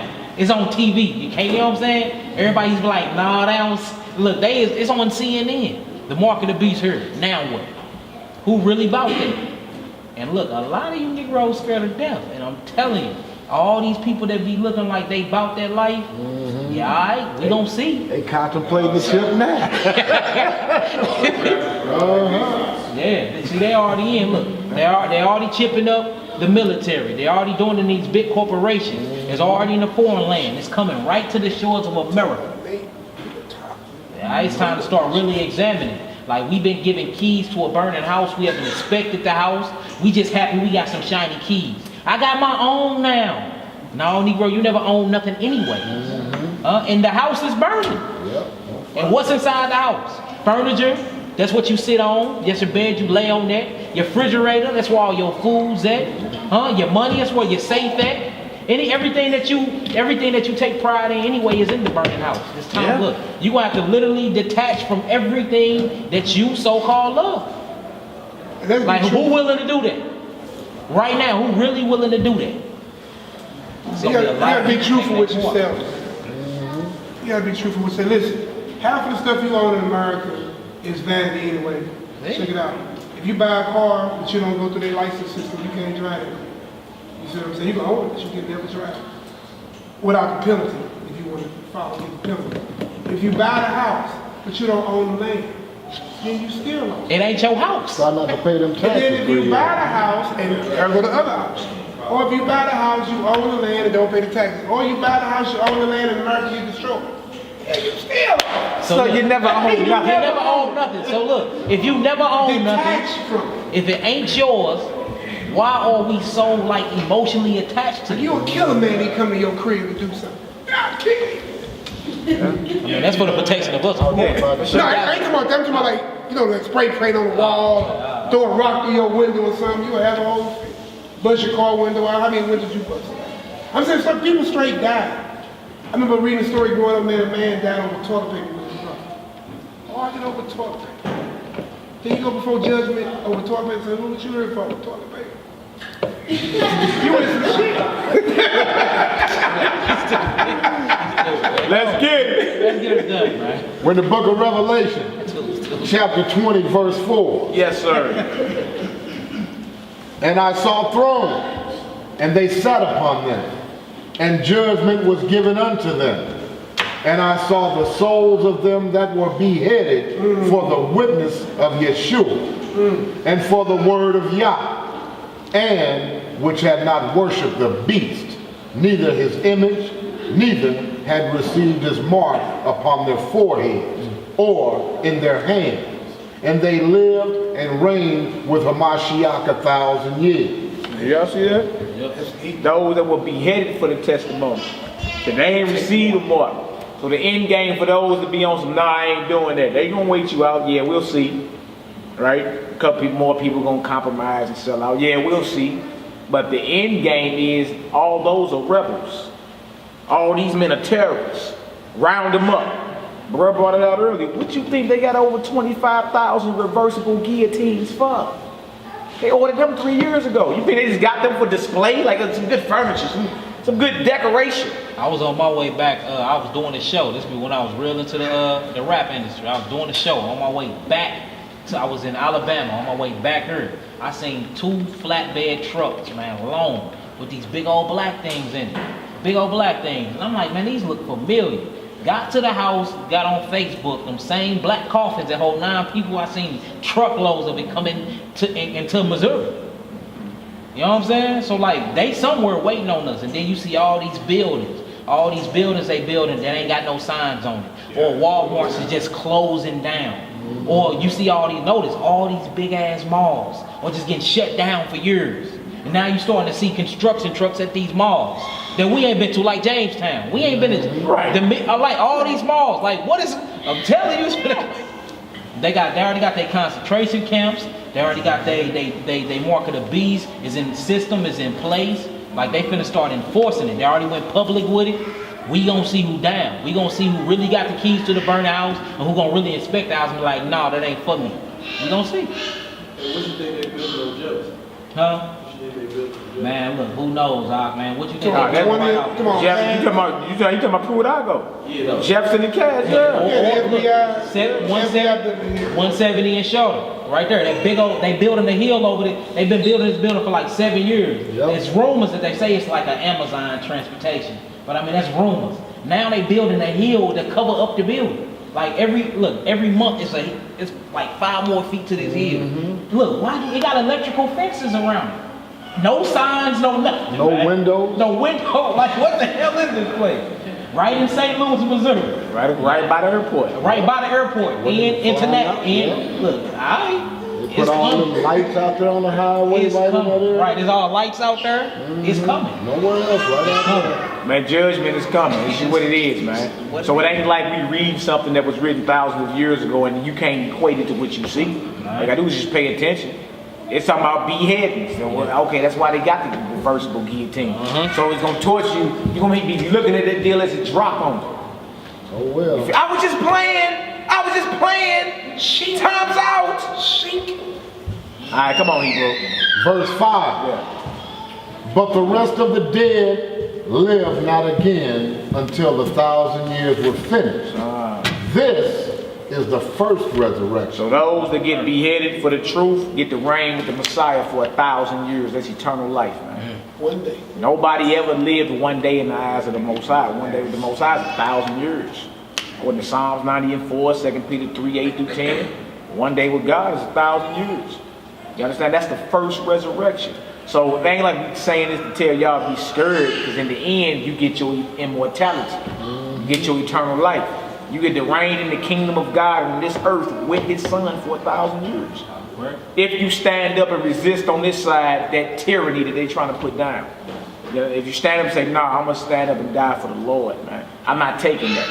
No matter if I got to die or if I make it to see him return. I'm not taking that, though. You understand? And everybody in here going to come, you're going to have to come across that line. You're going to have to make that decision. Everybody got in your life. It's coming. It's coming. It's coming. We so attached to these material things that you can't even fathom. Like, hold on, what you mean? It's going to be insufficient funds one day. Yeah. You're going to have to quit your job and walk away. You're going to be branded a terrorist one day. That's what we're saying. All for, I thought everybody loved Jesus. What's going on? Thought sweet Jesus was loved by everybody. No. The spirit the world is taking on is Antichrist. And what we're going through is what's called the persecution of the saints, or what's called Jacob's trouble. You see? So, yeah, they get beheaded, but in the resurrection, they reign with Christ 1,000 years. So, the payoff is worth it. You say, what, a few seconds of pain for eternity to rule? Bring that on. Bring that on. All right, finish it off, Hebrew. Verse 6. Yes, sir. Blessed and holy is he that hath part in the first resurrection. Not cursed and profane, blessed and holy. If you make that cut right there, hey, your name is written in the book of life, blessed and holy. Right? Ain't that your goal to get into the kingdom of heaven? What are your goals in life?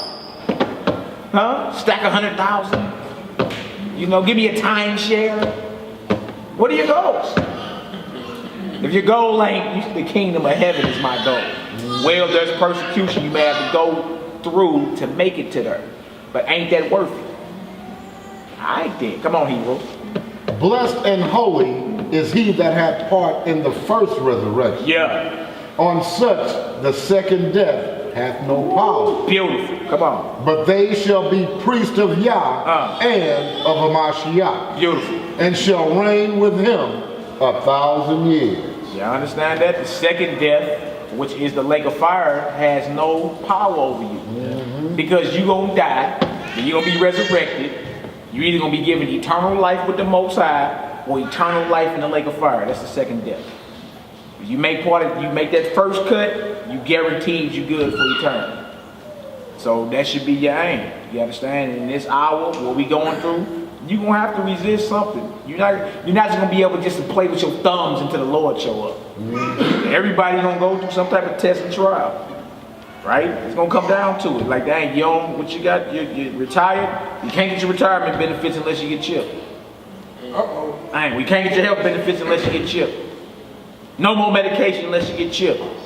You know how many people are going to be stuttering like a Uzi, making excuses? God is going to put on me more than I can bear. Where you chapter and verse? What you talking about? You read it? Where that's it? Chapter and verse, please. Not in that context, it's not. You understand? It's not in that context. God won't put on me more than I can bear. You feel me? He says even in temptation, he'll give you a way to escape. So it don't say verbatim, God won't put on you more than you can bear.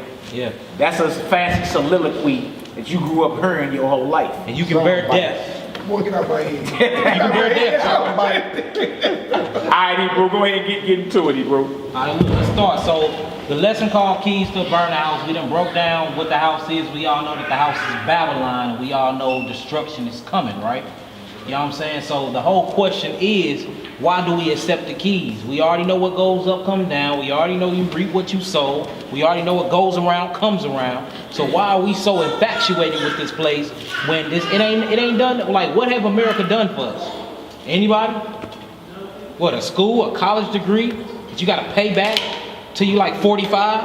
And it's miseducation. You know what I'm saying? What, you go to the hospital, you get hospital bills if you ain't got the right insurance. It goes on your credit. Huh? You got all these trust funds and stuff with your Social Security, can't even tap into it. I mean, what? They give you a bank account that actually you really are paying interest on. Huh? And you can overdraft. You got to pay an overdraft fee just to let them hold your money. They murder your brothers down in the streets. Your sisters getting raped. Your people ending up disappearing. Then they find them without their organs. I mean, like, what do we love about this place? It's just all hell if you actually think about it. But at the end of the day, a lot of these same Hebrews is hearing the same thing I'm saying right now. Is going to be some of the main ones giving up, some of the main ones giving in. So is it the white man or is it Babylon that you into, or is you into yourself? You know what I'm saying? Is it your wicked lust that you into, or is it Babylon? Is it you, or is it this place? I mean, 'cause look, this place got to fall for what it did. But why are you so addicted to this place? Maybe it's you. Let's get into it though. Let's go to Isaiah 24. Isaiah 24. We're going to read this whole chapter. Oh, wait. It's a beautiful chapter. Beautiful chapter. Isaiah 24. Uriah, what you come up with? 1 Corinthians 10:13. Right. What does it say? You're right. Go ahead, big bro. 1 Corinthians chapter 10. You about to come in and get that extra seat, right? That's where he comes. Yeah, go get that extra seat, bro. 1 Corinthians, when he was just talking about, God won't put on you more than you can bear. yeah. The script saying 1 Corinthians 10, verse 13 is, there have no temptation taken you, but such as is common to man. But God is faithful, who will not suffer you to be tempted above that ye are able, but will with the temptation also make a way to escape, that ye may be able to bear it. So he gives you a way out. But that temptation is something that you might be looking for yourself, to open yourself up to it. But man, that's some. And it's crazy how it's worded. Yeah, in society where God won't put on you more than you can bear. So that leaves you just sitting there waiting and taking it and just waiting for it to stop without knowing your inner strength. 1 Corinthians chapter 10, verse 13. Oh. And that's not an excuse. Come stop the squad, man. Pull up. That's not an excuse clause. Like when the mark of the beast come out, well, I endured it for 2 days. I'm going to give in. Because God won't put on me more than I can bear. Put it on the board. Isaiah 24, start 1? Yeah, put that 1 Corinthians on the board too. 1 Corinthians 10. We in Isaiah 24, we're going to start at 1. We got a couple scriptures to get through, so let's go get it done. We at 3 o'clock. Yep, the whole 24th chapter. We're in the book of Isaiah, chapter 24, verse 1. Now look, this is Old Testament. Let me know if this sounds familiar to y'all. You ready? Yep. Verse 1. Behold, the Most High maketh the earth empty, and maketh it waste, and turneth it upside down, and scattereth abroad the inhabitants thereof. Beautiful. And it shall be. And it what? And it shall be. And it shall be. Who said that? I say. Gucci say, I see you. Come on. As with the people, so with the priest. As with the servant, so with his master. As with the maid, so with her mistress. So in this day, ain't nobody exempt. Whether you ruling or whether you being ruled. This same thing finna happen to you. You gotta experience this. If you in the earth this day. Come on. As with the buyer, so with the seller. As with the lender, so with the borrower. So the lender, so us and the world elite of the banks, on this day we equal. Because the earth gonna be turned upside down. Meaning this day, your money ain't gonna mean a damn thing. Huh? All of them. Come on. As with the taker of usury, so with the giver of usury to him. The land shall be utterly empty and utterly spoiled, for the Most High has spoken this word. The earth mourned and faded away. The world languished and fadeth away. The haughty people of the earth do languish. The earth also is defiled under the inhabitants thereof. Read that again.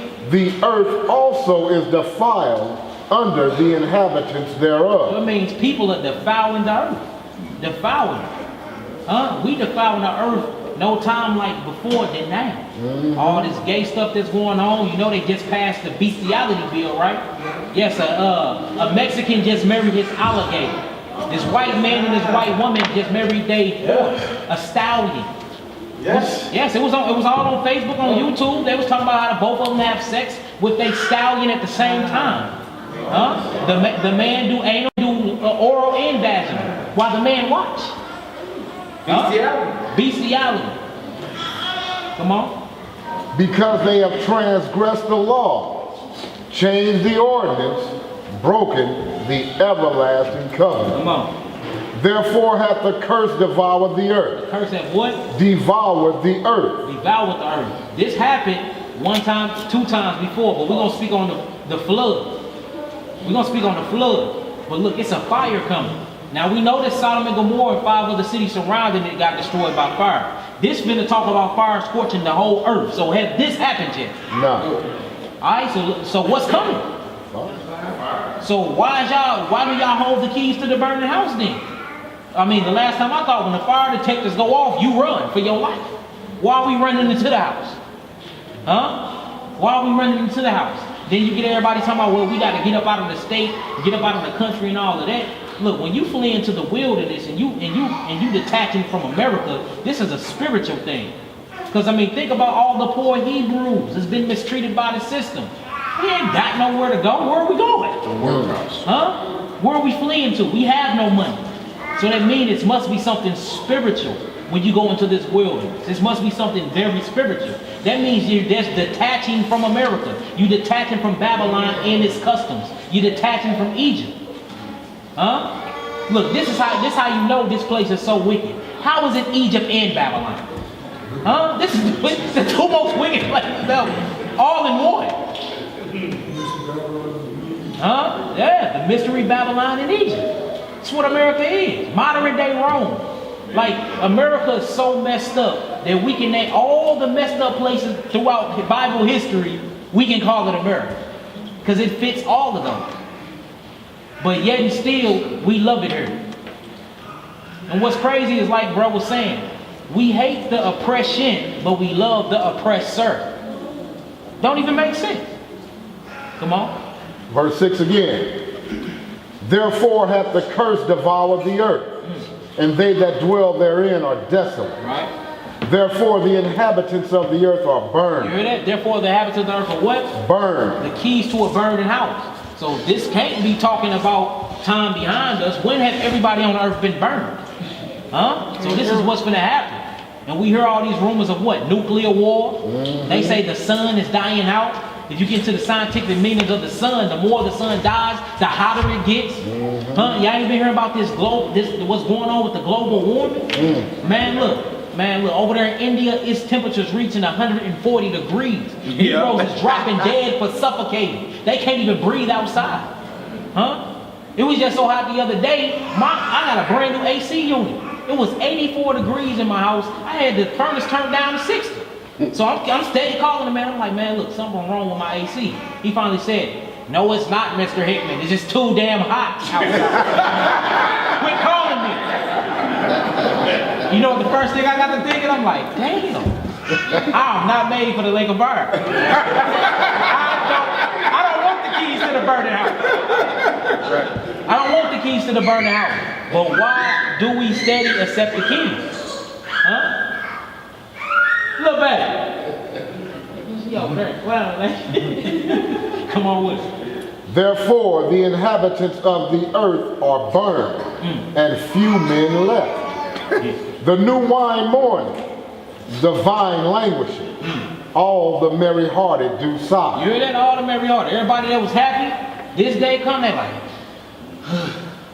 huh? Come on. The mirth of tabrets ceasing, the noise of them that rejoice ended, the joy of the heart ceasing. Come on. They shall not drink wine with a song. Strong drink shall be bitter to them that drink it. You hear that? So all these things, all these pleasures in this life, all these things that's going on that everybody say they kicking up, it ain't gonna be none of that in this day. It ain't gonna be none of that. Because it's going down. All this has to end. Huh? And have you ever seen it like just ride around and just like go on the south side where be a lot of heathens at? Like, they do not know judgment coming. They be smiling and talking about the birds and the bees. Huh? You be hearing everything but like, hey, you know our forefathers done raped and castrated and burnt these people alive, put these people into slavery, like we ain't got to answer for that, and they reaping from the benefits of us? Like, do y'all really know what y'all social security numbers is? And like, if you actually get down to it, my used to always say it's a diabolical plot on us. Like they literally stay up all night to think of wicked things to keep you in bondage while you sleeping. You got to go to sleep early to get up to go work bondage for them, and they thinking of more ways to oppress you. But we ain't willing to let that go though. All because of what? Some hunger pains? Or you scared to die? When your brother and sister is dying every single day. And I bet you, look, this is the crazy part. When the house really start burning down, it's going to be more of these Negroes crying than these heathens. Yeah, it is. Yeah, it is. More of these Negroes. Yeah, it is. Just like what happened when we came up out of Egypt. You know, just tell them, why you take us away from our quail? Why you take us away from our meat and our food? We want to go back and drink. We want to go back. We want to go back to Egypt. We like the water that Pharaoh was giving us. Like, Negro, you was getting your back whooped day in, day out. What are you talking about? Like I said, it's that desire we have to be ruled over. That desire we have. It makes us feel like we important when we already have a possessor. His name is Yahweh. Well, look, judgment is coming. Where you going to be at in that day? Come on. Verse 10. The city of confusion is broken down. Every house is shut up, that no man may come in. Hear that? The city of confusion is broken down. What else do we call a city? Don't we call Babylon a great city? So what is Isaiah talking about here? Babylon means confusion. Babylon means confusion to Babel. So what is Isaiah talking about? What is this, a future prophecy that haven't happened yet? That we upon right now? Come on. Verse 11.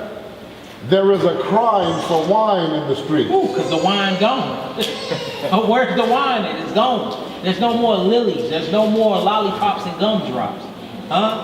The ish actually hit the fan. No more ice cream truck? No more none of that. No more bomb pop truck? Judgment is coming. Come on. All joy is darkened. The mirth of the land is gone. Come on. In the city is left desolation, and the gate is smitten with destruction. When thus it shall be in the midst of the land among the people, there shall be as the shaking of an olive tree. The shaking of an olive tree. You know, look, an olive tree is firm. And when an olive tree is one of the only trees other than cedar trees, when it take root, it go like 50 feet in the ground. So that means in order to shake an olive tree, the whole earth got to shake. It sounds like an earthquake to me.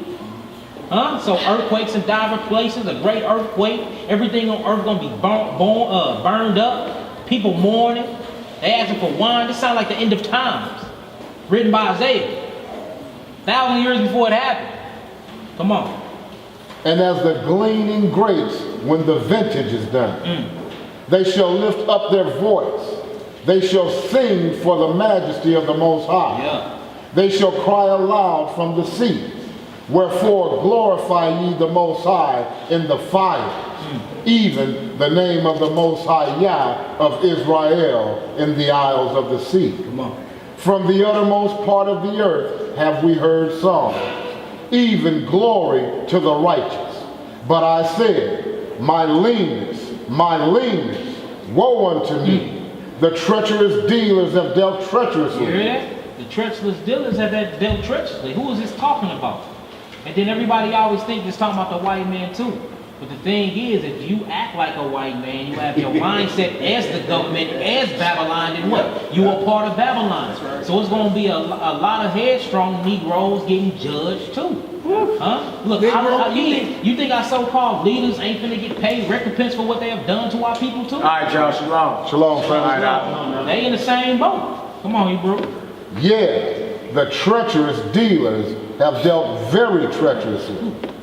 Fear and the pit and the snare are upon thee, O inhabitants of the earth. Hear that? Judgment is coming. It's here. It's at the front door. And look, the thing about judgment from God, it ain't no escaping. No. Ain't no escaping. You can run from the feds, you can run from the cops, you can run from whoever, but you can't run from the judgment of Yahweh. Can't run.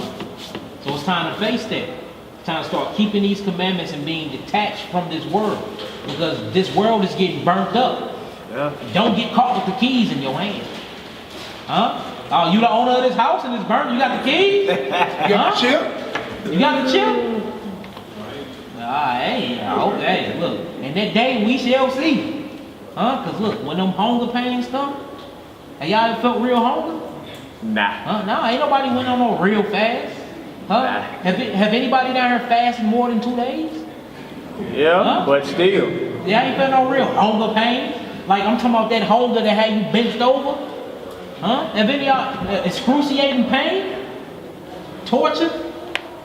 Like a lot of people gonna be flipping the script because they're not fully persuaded. Because at the end of the day, it's gonna come down to belief. And a lot of Hebrews don't believe. We just read the patience of the martyr of the saints was what? That the Most High coming for recompense and the faith in Jesus Christ Yahweh Shah. A lot of people lack belief. But the crazy thing is, everything the prophecy prophesied about is happening right now. We're going to be tested with death, and we're going to be tested with the lust of our flesh. And there's a lot of weak-minded Hebrews out here. And we need to start dealing with that. Start praying for strength. Start praying for more faith, because it's here. And don't get caught with them keys to the burning house. Huh? That's like getting caught in a stolen car that you done took for somebody. You done killed them and beat them for it. You got the keys and you in the car. Well, I don't know, this ain't mine. No, Negro, this yours. You getting the case. You going to judgment for it. You got to face a judge for it. So we got to watch that. We got to make sure that we're not too attached to things that's around us. And look, this is including human beings. Huh? You can't love your child more than you love God. Look, what happened if this man, this government, this man, he whack your child and look, if you don't, what? You doing what? Huh? What God you worship? Look, say it's Christ. I'm blowing your son's brain off right now. Huh? What you gonna be like? No, it ain't Christ. I worship Allah, Ali Akbar. Or is you gonna be like, look, do what you gotta do. Look at your son and be like, look, I see you with the king. I'm going right after you.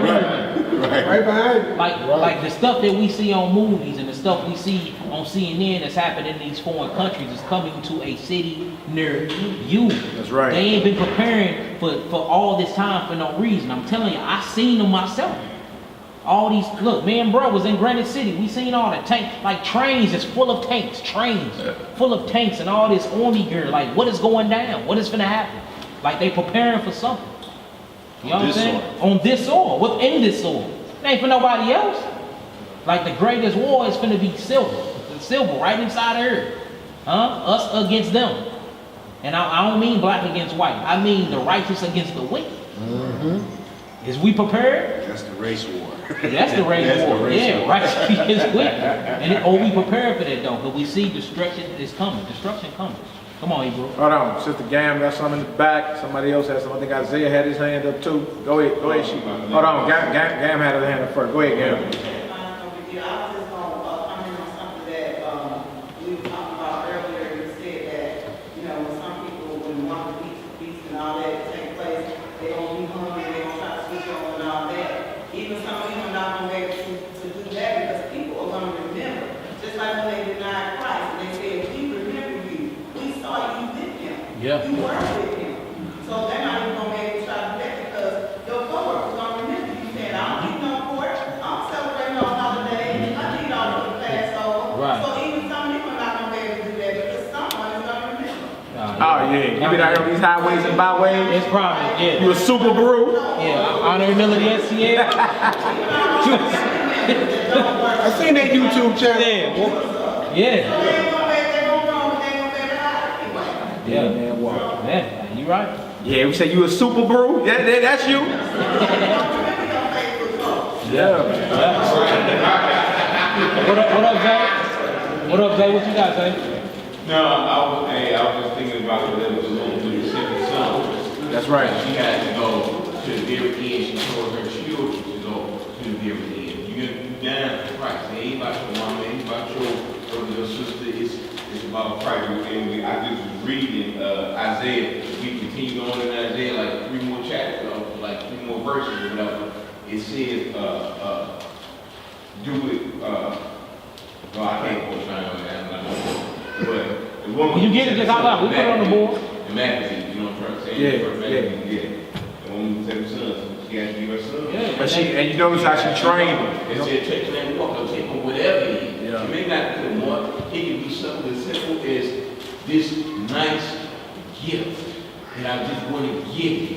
It can be something as simple as that. But it can be really something way bigger. You could be selling your soul off for a pork chop. We do it for pork chop. We do it for a pair of knives. We sell our souls out for a fresh hair. Yeah, some Jordans. He talking about the walk of beast. We do it for some fresh Jordans. Yeah. You right, Zay? Hey, you right. Real talk, That's what I'm saying. Like, it's time for us to start becoming detached from these materialistic things that wither away anyway.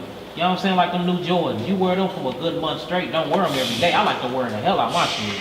They done. They're done. They're done. You know what I'm saying? The front toes bent up. They talking a little bit. So then what? You know what I'm saying? Like all these clothing, raiment, all this stuff. And it goes back to the scripture where he says, store your treasures up for heaven. That's Why right. are you storing them up for earth? That's right. You know what I'm saying? Look, moth, thieves, everything gonna break through, eat them out, rust. All these things get corrupted. Well, you need to be seeking something incorruptible. And look, it's not on earth. Like, look, the problem is we scared to die. And the reason why a lot of Hebrews are scared to die because they don't believe in the afterlife. And the reason why you don't believe in the afterlife is because you don't believe in Christ. Like, let's keep it honest. It all goes down to belief. Because if you really believe in what thus says the Lord, why is you tripping off some Jordans or a house and a car anyway? Huh?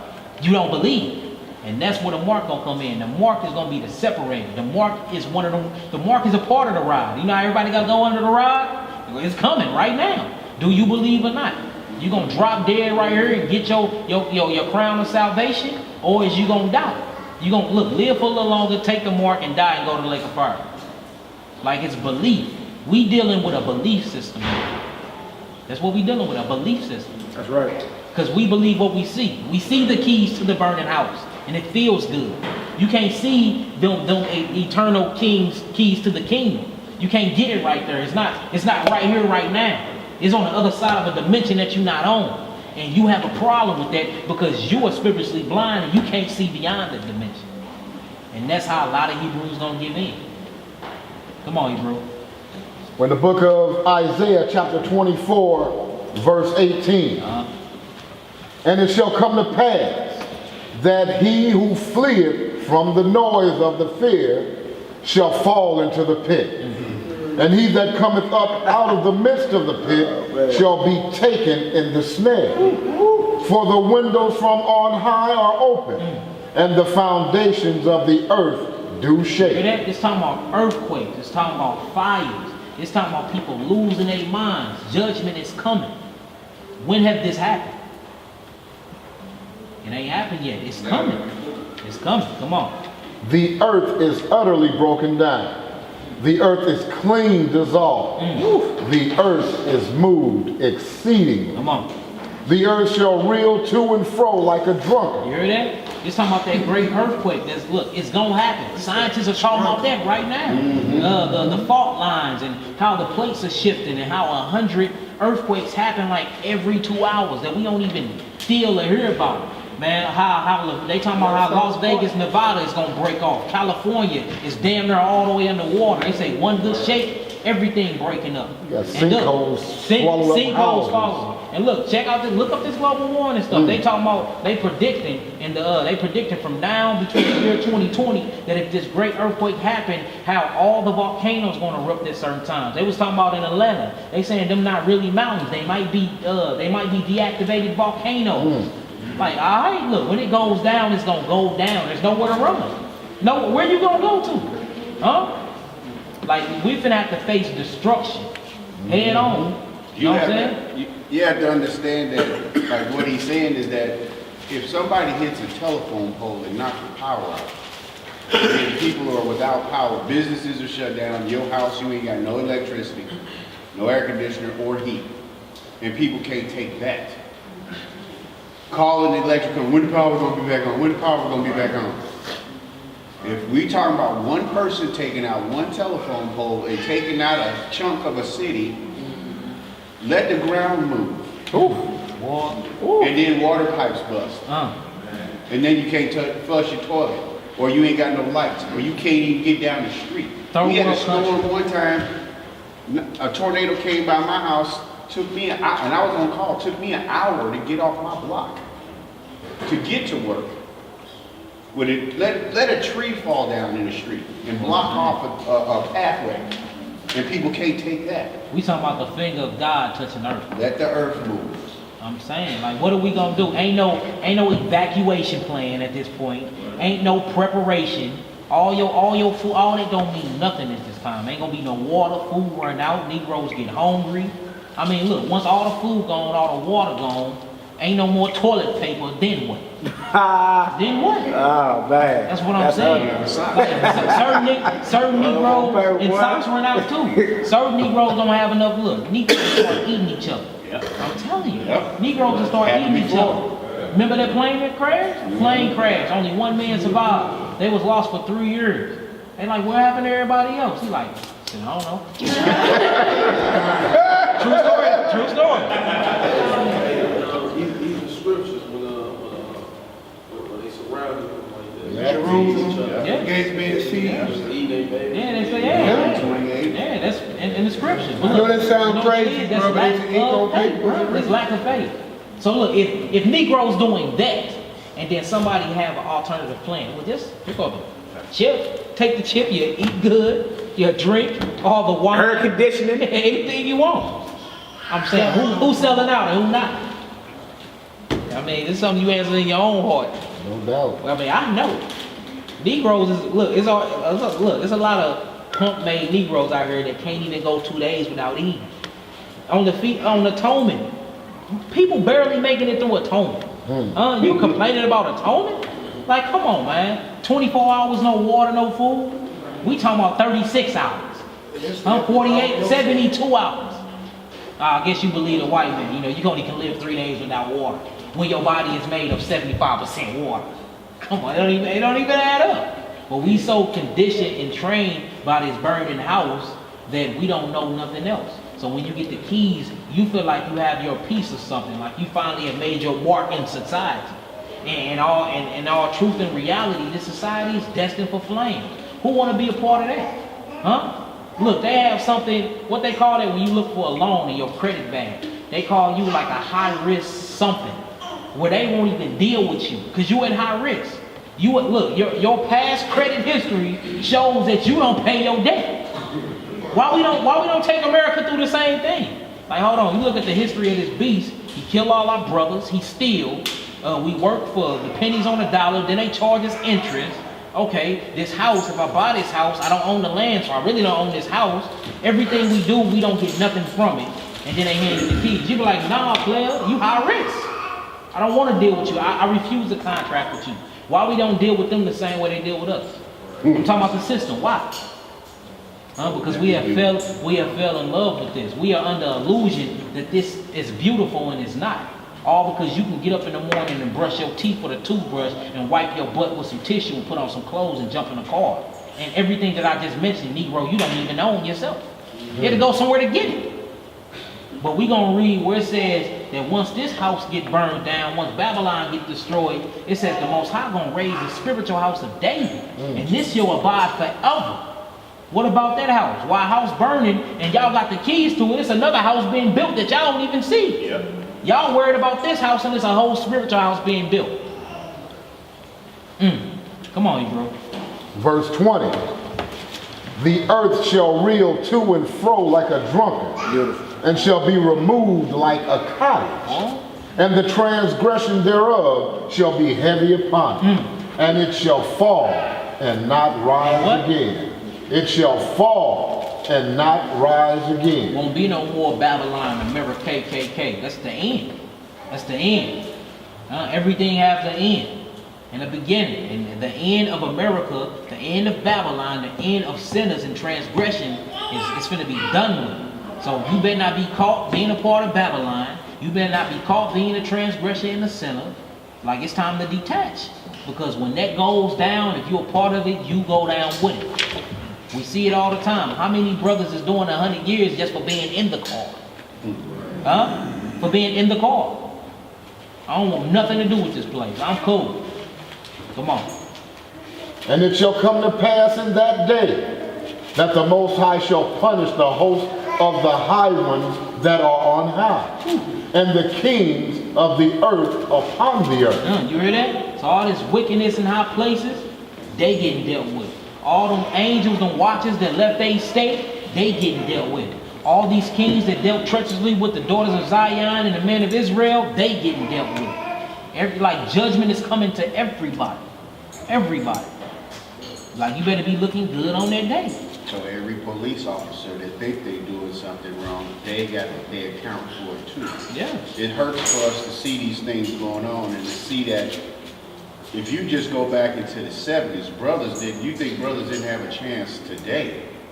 Brothers didn't have a chance then. You talk about free cases, walking down the street where you were preyed upon. Yeah. Preyed upon. Brothers locked away for years and they did nothing. How we look on that camera? And then you know what's crazy is I was watching Facebook. I was on Facebook 2 days ago, and it was a white man. His brother had got killed by the police. His brother got killed by the police. A brother police out of the bank to get help and whatever. Anyway, the white boy ended up dying, and the dude got everything on camera. Man, if you look at the comments, man, it's all Negroes on there. Oh, we just pray for his family, and how could they do him like that? I'm like, how many of your brothers then got murdered in the streets by this white boy, by these white police officers? Now we got a black police officer and a white boy died. Now all of a sudden we, Flip the script. You know what I'm saying? It's like, okay, I see everybody's gonna be taking these marks. The mark. I see everybody that's gonna be siding with America. They love this. You know what I'm saying? Like, y'all look like Israelites, but on the inside you was white as them. And when I'm speaking, I'm not talking about skin color. I'm talking about the thoughts. Just like them. Hate your people just like them. You're a part of Babylon. So when judgment comes to Babylon, don't be trying to be black this day. Don't be trying to be Israelite. Because your mindset ain't on what we own. We're detached from this world. We're not of this world. We're not from this world. We are aliens. We're pilgrims here. Why do I have any association and any love for anything that's here? Huh? Come on, let's get it. Picking his skin? What? You do it. Y'all on camera. Verse 22. And they shall be gathered together as prisoners are gathered into the pit, and shall be shut up in the prison. Yeah. And after many days shall they be visited. Then the moon shall be confounded, and the sun is shade. Yeah, so the moon ain't gonna get no more light, and the sun ain't gonna give no more light. Whenever that happens. Alright, so all this is future prophecy. Come on. When the Most High of Hosts shall reign in Mount Zion and in Jerusalem, and before his ancient glory. Come on, let's get some more scripture. Let's go to 2 Peter 3. 2 Peter 3. The keys to a burning house. So what is this burning house, y'all? 2 Peter 3. What's this burning house? So what's the keys? Anybody know what the keys is? Nah, man, I don't think y'all listening. Unless y'all just don't want the keys. Huh? What's the keys, y'all? If Babylon is the burning house, what's the keys? Huh? There's the lust of, there you go, Hebrew. There you go, Hebrew. Yeah, all right, somebody listening. The lust thereof. The lust thereof. Let's get it. We in 2 Peter 3. Started 8, he wrote. That's your line.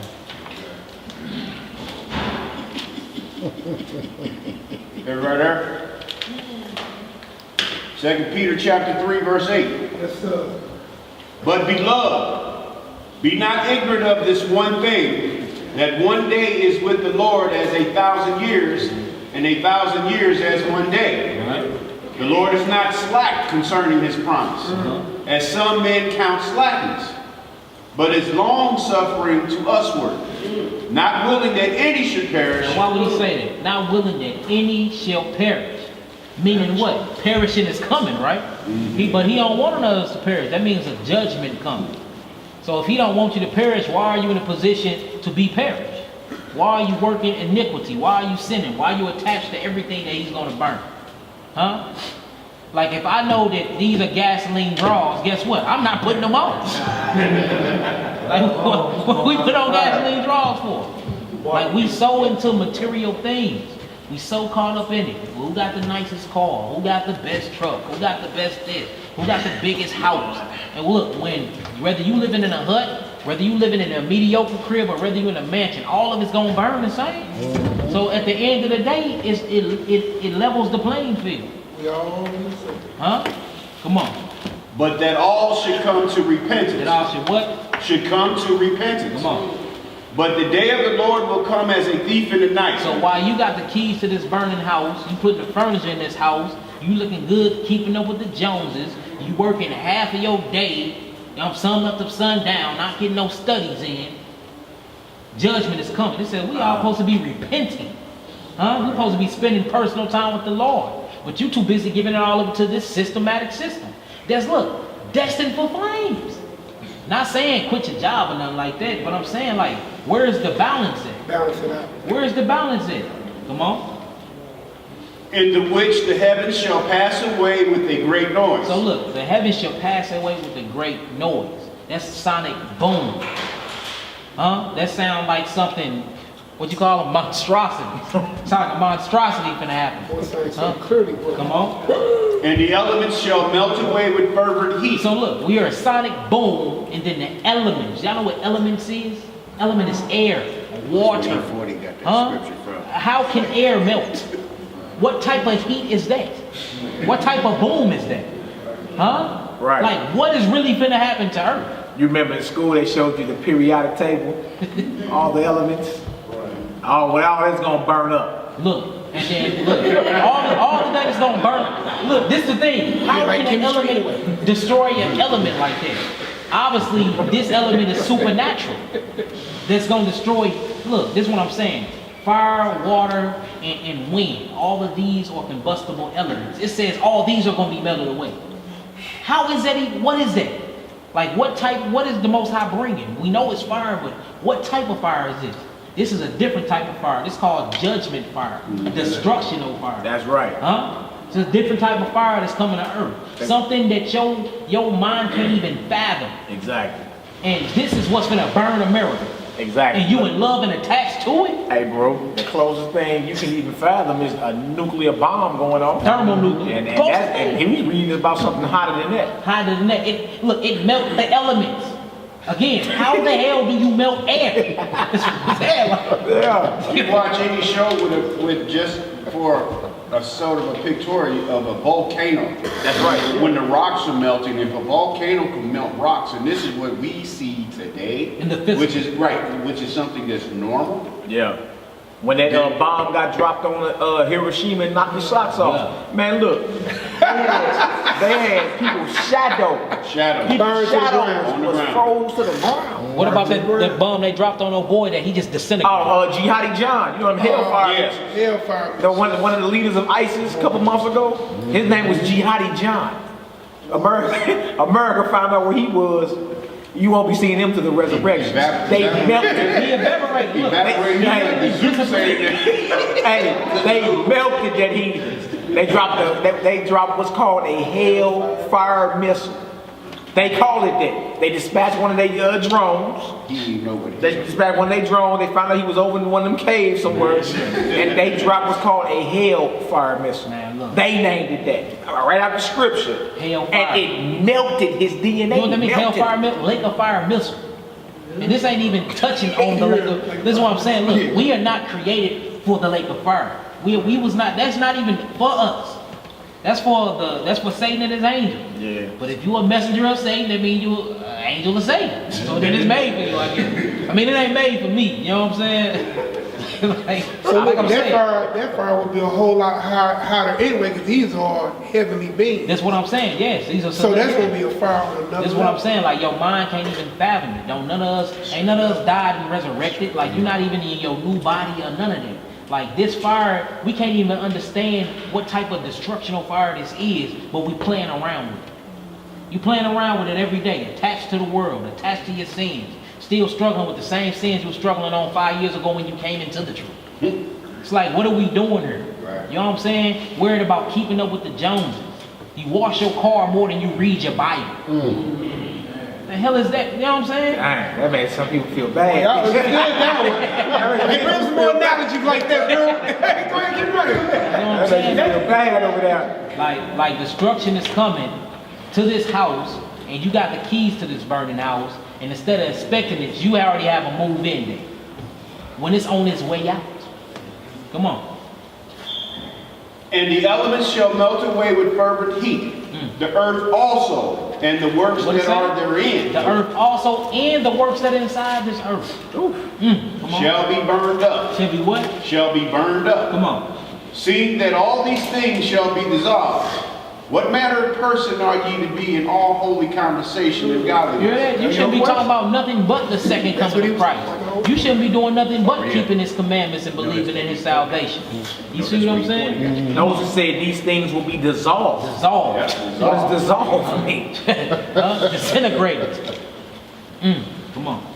Verse 12, looking for and hasting unto the coming of the day of God, wherein the heavens shall, being on fire, be dissolved, and the elements shall melt with fervent heat. I'm sorry I'm reading this like this because E40 used this in one of his songs. Oh, happy day. He's got that verse running through here, and I just keep repeating it like a dude on the song. I'm sorry. Oh, happy day. Nevertheless, we according to his promise look for new heavens and a new earth wherein dwelleth righteousness. So look, so if we post in his promise according to the faith and the promise which is in the covenant. But if you don't have faith in the covenant doesn't apply to you because you don't have faith in it, right? So it says, according to the faith and the promise of the covenant, we're supposed to be looking for a new heaven and a new earth. So if we know a new heaven and a new earth is going to be here, why are we still attached to the old earth? Why are we so into this earth like that when we know that it got to be purged from sin? It got to be purged. So if we know that destruction is coming and it has to be cleaned, it has to be purged, why are we so attached to it? And again, we're aliens. We're pilgrims. We read the scripture all throughout scripture. Like, of course, we was made of earth, but we're not even from earth. We're literally spiritual beings having a human experience. So why we act so physical all the time? Let a Negro light bill and water get cut off right now. Oh, God hate me. You probably won't see them for a couple of weeks. For real, you probably won't see them for a couple of weeks. They stop coming around. Then when they get back up, now it's back around. Like, it's not America that's messed up. It's you. It's your belief. It's your belief. You're acting just like them. Like, for real, we got to quit being in bondage to the skin we in and attached to everything. All this is not even real. It's not even finna be here. Like, anytime now, it's gonna crash. Once these prophecy is popping, we dead missed in the middle of it. Like, what are we doing? What's more important? Going to work day in, day out just to pay a car note to look good? You know what I'm saying? Buying all the fancy shoes and clothes and, you know what I'm saying? Having 1,000 wives and being all in the camera, or keeping the commandments to live.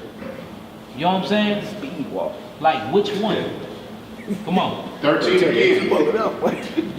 Nevertheless, we according to his promise look for new heavens and a new earth, wherein dwelleth righteousness. Wherefore, beloved, seeing that you look for such things, be diligent, that ye may be found of him in peace, without spot and blameless. Be diligent. 15. and account that the long suffering of our Lord is salvation, even as our beloved brother Paul also, according to the wisdom given unto him, hath written unto you. As also in all his epistles, speaking in them of things in which are some things hard to be understood. A lot of people don't understand, Shaul. Come on. Which they that are unlearned and unstable rest, as they do also the other scriptures unto their own destruction. So I'm just saying, a lot of people don't understand Paul's writing, so they twist them up. And that's where you get the Pauline doctrine and all that other bull crap from. Come on, 3:17, and we're going to keep it moving. Ye therefore, beloved, seeing ye know these things before, beware lest ye also, being led away with the error of the wicked, fall from your own steadfastness, but grow in grace, and in the knowledge of our Lord and Savior Jesus Christ. Right. To him be glory, both now and forever. Amen. I gotta grab the script right here out. Go ahead. 1 John chapter 2. There's two verses. Oh, well, look, let me go. Three verses. 1 John chapter 2, 15 through 17. Go ahead, I'll mark that off there. See, I got it up here on the board too, y'all. 1 John chapter 2, we gonna go next. 15 through 17.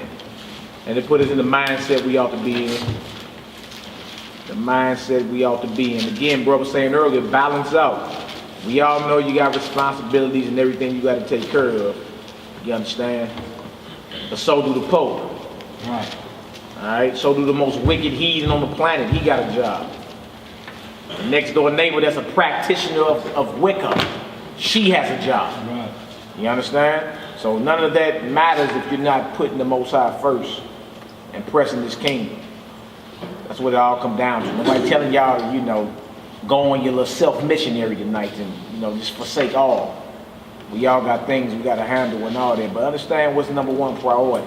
It's the kingdom of the Heavenly Father. That's right. It's this gospel, period, point blank in the story. And when your trial comes to where you must part from your little social status, from your little material wealth, hey, if you like the rich young ruler, what the Messiah say, hardly shall a rich man get into the kingdom. Because he loved his money is his God. He can easily worship it. He's a God of convenience. Can't serve God You and understand?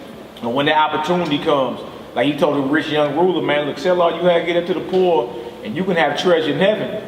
Come follow me. He basically told him, you can seal your deal right now. Right now. Start crying.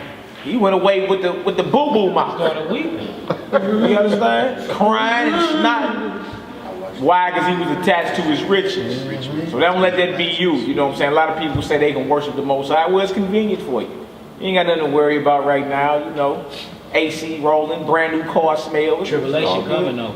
It's all good until everything start coming down and then you start second guessing your faith and belief. Don't let that happen to you.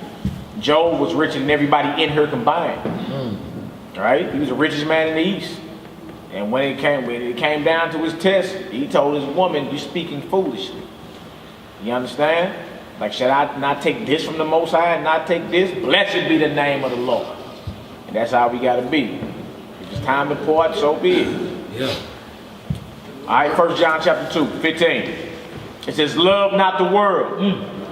Love not the world. Look, we can't be loving the world, but that's all it seems like. Now, a lot of people say, I don't love the world, but if you look at the actions, it's like, nah, Negro, you love the world. You know what I'm saying? Because let that car get towed tomorrow. You gonna act, boy, you gonna have a cow. Right, be embarrassed, don't want to show back up. Yeah, let them lights get cut off. Huh? You ain't finna light no candles. Huh? Let that refrigerator be empty as hell, and you ain't got no money to buy no food. Huh? You probably a cursed God. So like we see, just everything you do is all for the world. Like just think of your everyday thing.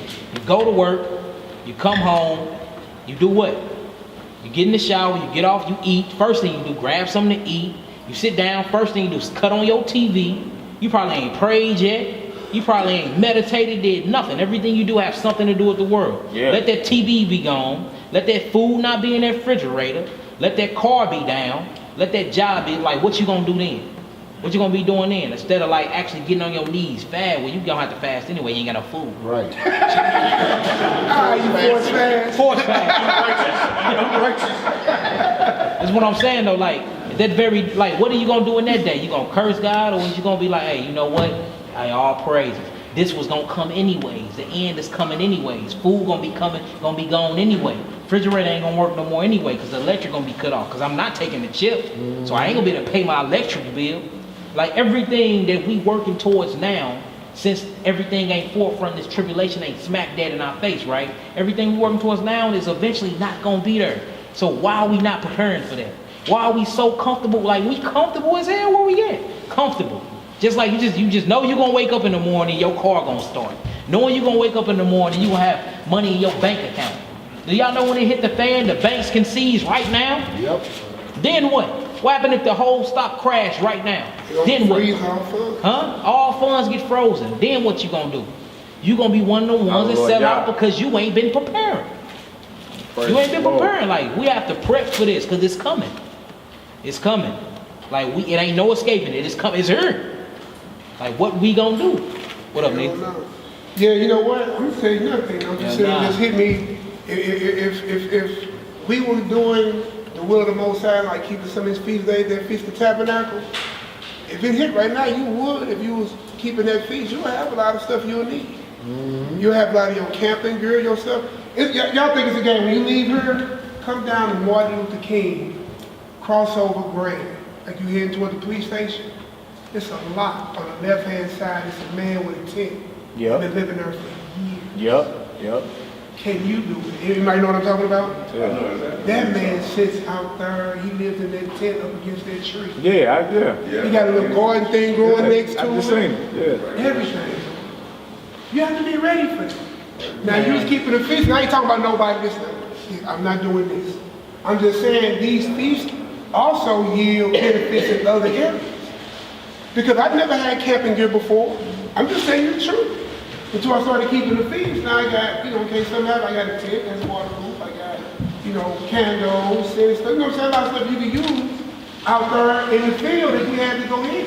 Like right now, if it came down like what Yaki is saying, and right now, the lights cut off right here in this building right now, and we walk outside and you see cars crashing, stores looting. Can you make it? Man, you niggas gonna be running to the government. Where's the chip?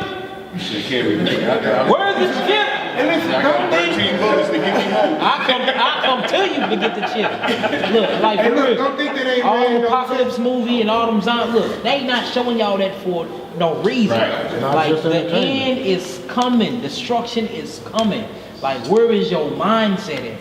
Like it's time to start getting spiritually prepared. It's coming. And what? Look, ain't no leaving the country. I don't have money to leave the country. I'm broke. Y'all can't leave anywhere without that permission. So that's what I'm saying. So look, meaning we gonna be stuck in what? The melting pot. The melting pot. So spiritually, you better not be a part of that burning house. Like it's coming. It's coming. Just be ready. Look, in this class, it's not to scare you. It's not as spooky as some of Yes, it is. It's scary. Yes, it is. Look, You better be scared. Look, I heard what my brother, but I'm saying, take it to heed for preparation. That's what I'm saying. Yeah, I ain't talking about like, you know what I'm saying? What you should be hearing are things that I need to be getting myself set up for spiritually, physically, and mentally. Yeah. So, I mean, you can call this, I don't look at them. I ain't saying my brother off, because I see what he's doing. You know what I'm saying? But I'm saying, what I'm saying is, that should have everybody when they leave here in a mindset. You don't do nothing but look, challenge yourself every paycheck. Go buy something that can help you when you leave outside of your house. But just do that. Just every paycheck, go buy a little piece of something. And look, like I it get help you, you have to go to the wheel. And I understand you need, but look, check this out. This how cold the Most High is. All them tents, all tents. That's gonna look. That's get old. Food is running out. Canned food. I don't care if you got 5 years supply. After 5 years, then what? Like look, he's making it to where you ain't gonna be able to do nothing but make a choice. Depend on me wholeheartedly, or sign your soul over. So that's what it's gonna come to. They see that depending on him wholeheartedly does not mean still breaking commandments. Yeah. Just because this is going to be the way it is, don't mean, okay, well, Lord, I ain't got no more job. I'm trying to hang on to my house. I need to do what? Go out here and rob and steal to keep my household going. That's right. You know, my rib asked me one time, she said, if you lose your job today, what would you do tomorrow? I said, I got to go to 5 McDonald's to try to keep the money coming in that I'm bringing in now. It can't stop. You know, it's not like it's a necessity, but the fact is, if you got to have your mindset ready to go. If this go out, what am I gonna, just like say, if the lights go out, I got a candle. I ain't got to go to the store to get a candle. I got a candle. I got a flashlight. But your mind is, if you lose your job, you just can't go home and sit there and wait on another one to come. I got suspended once in my job. I found another one before I went home.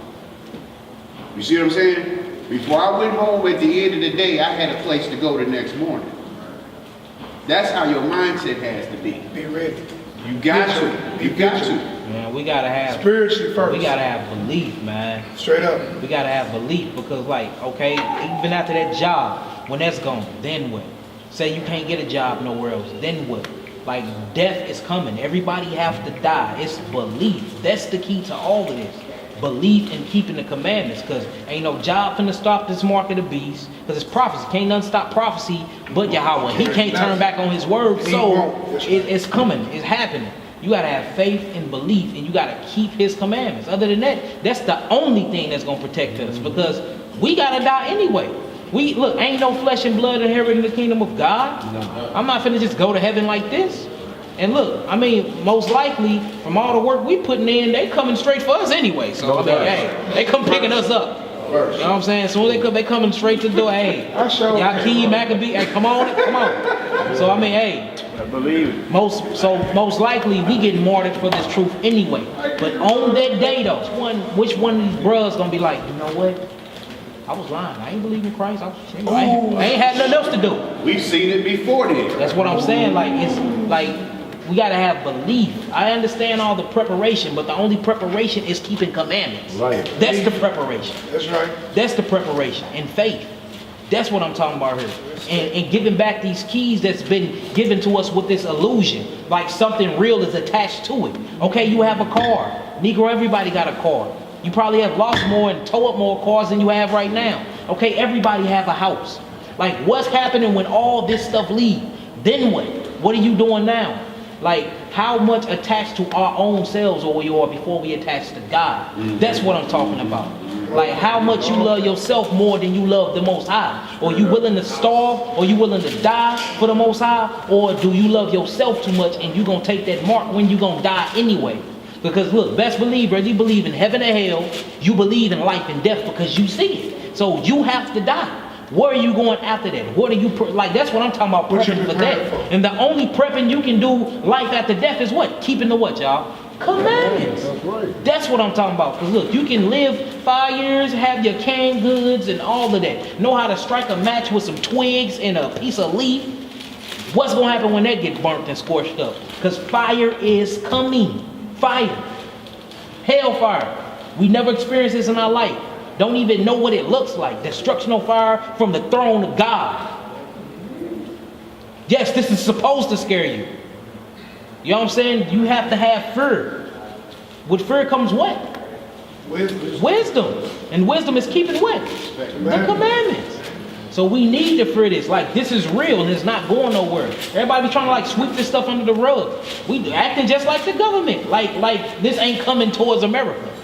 Like, it's time to prepare. Keep his commandments and have faith, because destruction is coming. And you better not get caught with them keys to that burning house. We need to totally disconnect ourselves from this system. And I don't mean quit your job. I mean when it's come time where, hey, you want to have to take this mark to keep this job, or you want to quit. When they start twisting your laws up with your God, no, it ain't no following the laws of the land at this point. That's out the door. They ain't even biblical anyway. You know what I'm saying? Ain't at all.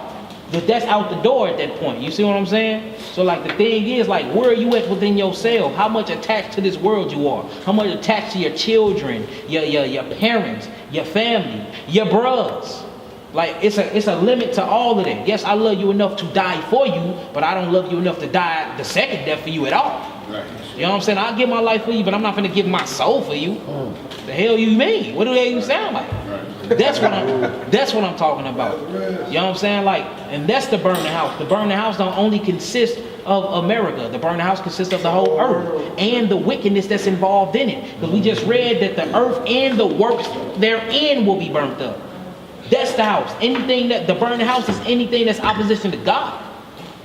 And we don't need to be a part of that. Y'all understand what I'm saying? Oh, yeah. All praise. Made a little bit more clear. Actually, look, I'm going for my little key of belief. 1 John 2 and 15. Love not the world, neither the things that are in the world. If any man love the world, the love of the Father is not in him. Verse 16. For all that is in the world,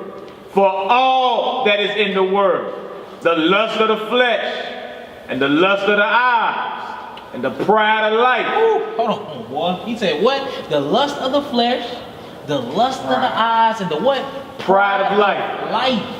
All these things is attached to the world. And all these things is going to be the reason why we get sent to that lake if we don't get rid of them. The lust of the flesh, that's everything we're talking about. These keys to this burning house. The lust of the eyes, been deceived with our eyes. Not what we see with our spiritual eyes, but what we see with our physical eyes. And the pride of life.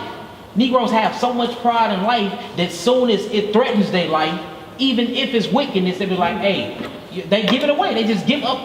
We selling our souls, like Isaiah was saying. Negroes are selling their life, selling their souls for some Jordans or some Facebook likes. You know what I'm saying? Let alone a house or they car or they children. Like, look, spiritually, a lot of us ain't ready. Not ready. Because the lack of belief. Let's keep it real. Let's quit trying to walk around the subject here. It's the lack of faith. That's what we dealing with, and that's what we've been dealing with. That's what we dealing with. That's what Negroes really don't believe. Because if you did, you wouldn't be talking, you wouldn't be a part of these things that Mally reading right now. Honestly. Come on, bro. For all that is in the world, the lust of the flesh, and the lust of the eyes, and the pride of life, is not of the Father. Is what? Is not of the Father, but is of the world. And the world passeth away. In the world what? Passeth away. So the destruction is coming to this world. It gotta perish. Come on. And the lust thereof. And the lust thereof. Meaning the lust that's inside this world is passing away. It's gonna pass away with it. But he that doeth the will of the Most High.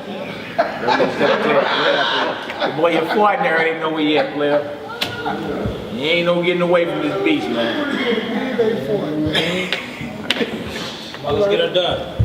All right, Revelation 17, verse 1. You doing both these whole chapters? Yeah, both whole chapters.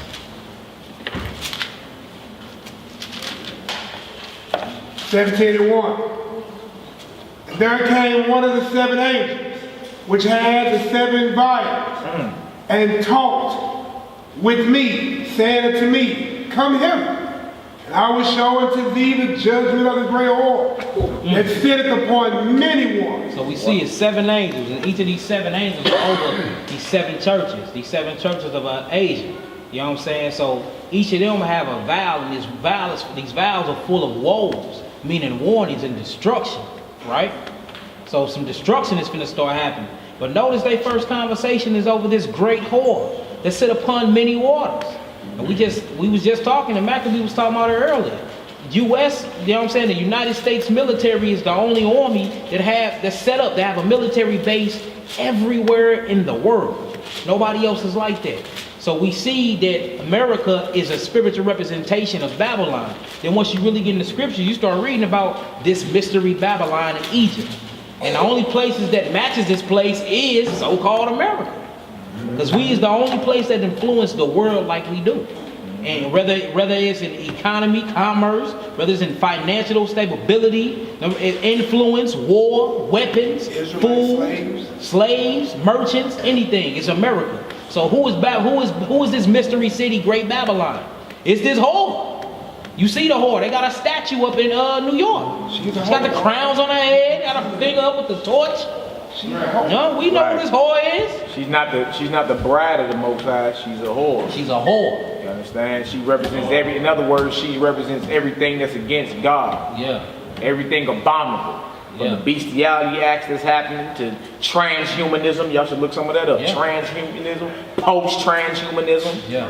You understand? All type of stuff, man. Trying to digitize your entire reality. Yeah. To sync, you know how they got you on your phone, sync all your files. They're trying to sync mankind with AI, artificial intelligence. This beast is for real. Yeah, she's not playing, and she's not slacking. She's going hard, and we not. That's the problem. And the thing is, we see examples of what happened to stuff like this. When this went down in Sodom and Gomorrah, what happened to Sodom and Gomorrah? Look, it incinerated so much, other cities burnt around it. That's what I'm saying. So if that happened to these little cities, what's going to happen to the earth? Because the whole earth then partaking in her wine, then drunk from her cup, meaning everybody in wickedness. So what the Most High going to do to earth then? If this happened to Sodom and Gomorrah, what is going to happen to earth? Fire is coming. Destruction is coming. Or you prepared or you ready? Or is you going to be one of them Negroes selling out? Half these Negroes acting like they on a level, acting like they got faith. Soon as that chip come and they see them guillotines, they going to be like, you know what? I was playing. I need that up. I was playing. Later for that Bible. That's what I was playing. That Bible, Genesis who? Christ. Shalom. Huh? What? But look, hey, it's like she said, that ain't gonna escape. We ain't gonna escape that. We've been saying on Facebook, you've been saying. That's what Sister No, I mean, yeah. What I mean, like I said, with us, I mean, this is what it is. You gonna be calling out. Dead man walking. Yeah, we dead men walking. They gonna be like, oh yeah, out of humility, round them up. They probably addresses and all. I mean, hey, I already know my. Oreo bar. Cool with that. I'll be a one. Ariel Al. They're gonna call out the whole name. Ariel, Al, Ben Israel. Yo, everybody. Hey, yo, like, and it be good for us to go forward for those that don't be conscious enough, you feel me? But in that day, you feel me, they know, like, the reason why you do the things out, you know what I'm saying, not to take it, not because I don't want to not eat or nothing like that, you know what I'm saying? Rather so than the individual that's taking something. We're already telling you why you're not going to take it, so they'll remember their mind when they get into their seat, like, you brothers like this and don't take it. Yeah. Not go to the death die. I remember them brothers talking about that back in the day. Prime example, Hebrew. Eleazar with the pork, like we was talking about earlier. That's, you know what I'm saying? Or the mother with the 7 sons. So we have examples where we can look back on and be like, hey, they didn't do it. He didn't do it for a piece of pork. You know what I'm saying? A piece of pork. Like, so that means our car, our houses, our children, our mothers, our fathers, our brothers don't. If he did that he died for a piece of pork, that means this can't mean nothing. You know what I'm saying? Like, we have to be detached from this world and the lust thereof. Because that's how they gonna get us. They gonna play off emotions, they gonna play off senses, they gonna play off the wicked thoughts that you don't want nobody to know about, and they gonna play it like this. Sin, this is the thing about sin. Sin have a thing about spitting in your face. You gotta hide in the dark to do it, but it be loud as hell when you get around everybody. It's like everybody know, though. And look, the government have figured that out. They program you to love your sin. They study you and program you every day for your lust and desire. That's why when you watching TV, you see every time they show McDonald's, what pops up? Red. Red means desire, is lustful. Whenever they want you to go on a vacation and buy some plane tickets, they show blue. It makes you calm. It makes you want to relax. I want to go on vacation. Huh? You know what I'm saying? Like, all these things, everything that do with you, everything that got something to do with an Israelite or anybody in the world, they have us. And it's up to you to become detached from that. So if that means less TV, hey, that's what it is. At least when the lights go off, you won't be like, dang, I can't watch my favorite show. Negro, I don't watch it anyways. You know what I'm saying? Start fasting more. That way when that food get took, and you be like, look, I done went 3-4 days without eating or drinking. Who cares? You know what I'm saying? I can go more. Or that car, when that car start running, hey look, I just walked today for no reason. Like, we too comfortable in this world. And by us being so comfortable, that's what's gonna get used against us. And don't let you have a woman that you just whine and dine all the time. Oh, I wanna please you. Hey, don't keep sweating this thing. That's pretty good, bro. Soon as it go down, she gonna be like Job's wife. Oh, just curse God. Negro, you ain't nothing. You have no more money. Your cars are gone. You're whack. The house is burning down. Your check ain't big enough. Then what? You know what I'm saying? That ain't big enough. So this good for the women too. You know what I'm saying? It ain't all peaches and cream. Hey, but today let's do peanut butter and jelly just because. Even if it is steaks in the refrigerator. You know what I'm saying? Look at that.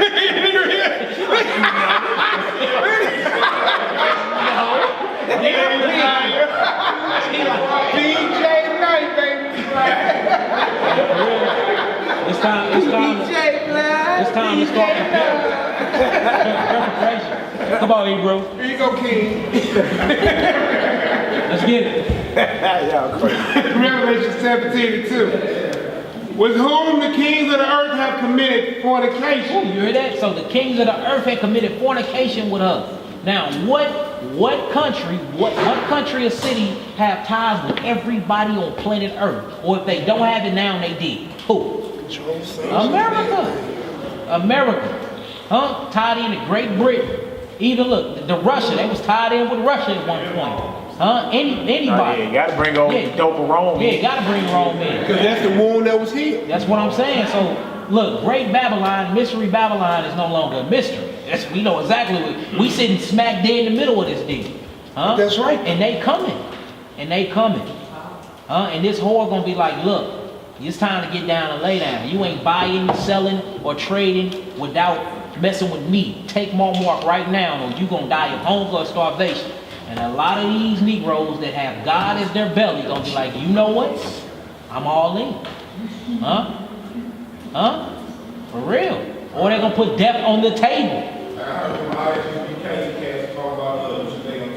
Yeah, man, it's crazy, man. Look, they said look, paydays of Israel. They already in. They already sucked to the loophole. You know what I'm saying? They're part of the matrix. The Purple Boys too. They're 501c3. Purple Boys too. And the Purple Boys are 501. That's what I'm saying, man. A lot of people. And then one of two big camps that say they will take. What? And they teach it. It's crazy. Let's get her done. L9. That's why we as the body, man, we gotta put the commandments to the heart because they are teaching. You ain't gotta do all the commandments. Just think about taking one period. That's not even. Yeah. No forgiveness. None of the law. What's wrong with the pastor? What's wrong with it? Yeah. It's no forgiveness. Like y'all see Creflo Dollar? This Negro have an ultimatum $100 bill. Yeah, I seen that. $100 bill. Creflo got an altar. He got an altar made out of $100 bill. Big head Ben Franklin's spot. It look like it's at least 100,000 that built this altar. He got an altar about big as this table built of $100 bills. $100 bills. Yeah. Boy, that's the first Negro taking a mark. he already chipped up. He's already chipped. He chipped up the record. Yeah. Great. Come on, let's get it. Man, it's crazy. Google, man. Real quick, before you change, I work in the fine dining industry. I've been seeing a lot of these corporate, when they have these groups of what you call it, conventions down here. A lot of these corporate guys, when they're paying for their businesses and stuff like that, they're looking at the cards and they say that RWFI on the top of it, like on the black card, it looks like a black card. Black card. On top, and they got the little chip, you know, because all the cards now, they not just swiping them anymore, they sticking in the little chip. Yeah, look, now what they doing now, they like, forget the credit card. Quick, why you gotta carry around plastic? Let me just insert it inside your hand. So when you bring the receipt to the table, they just go like this. That's page folks. That's what I'm saying, man. It's her. You come out the receipt book and be like this. This is your check, sir. So look, us having wisdom and understanding. If that's here, that means judgment's here. It means destruction is here. It's at the front door. So what we gonna do about it?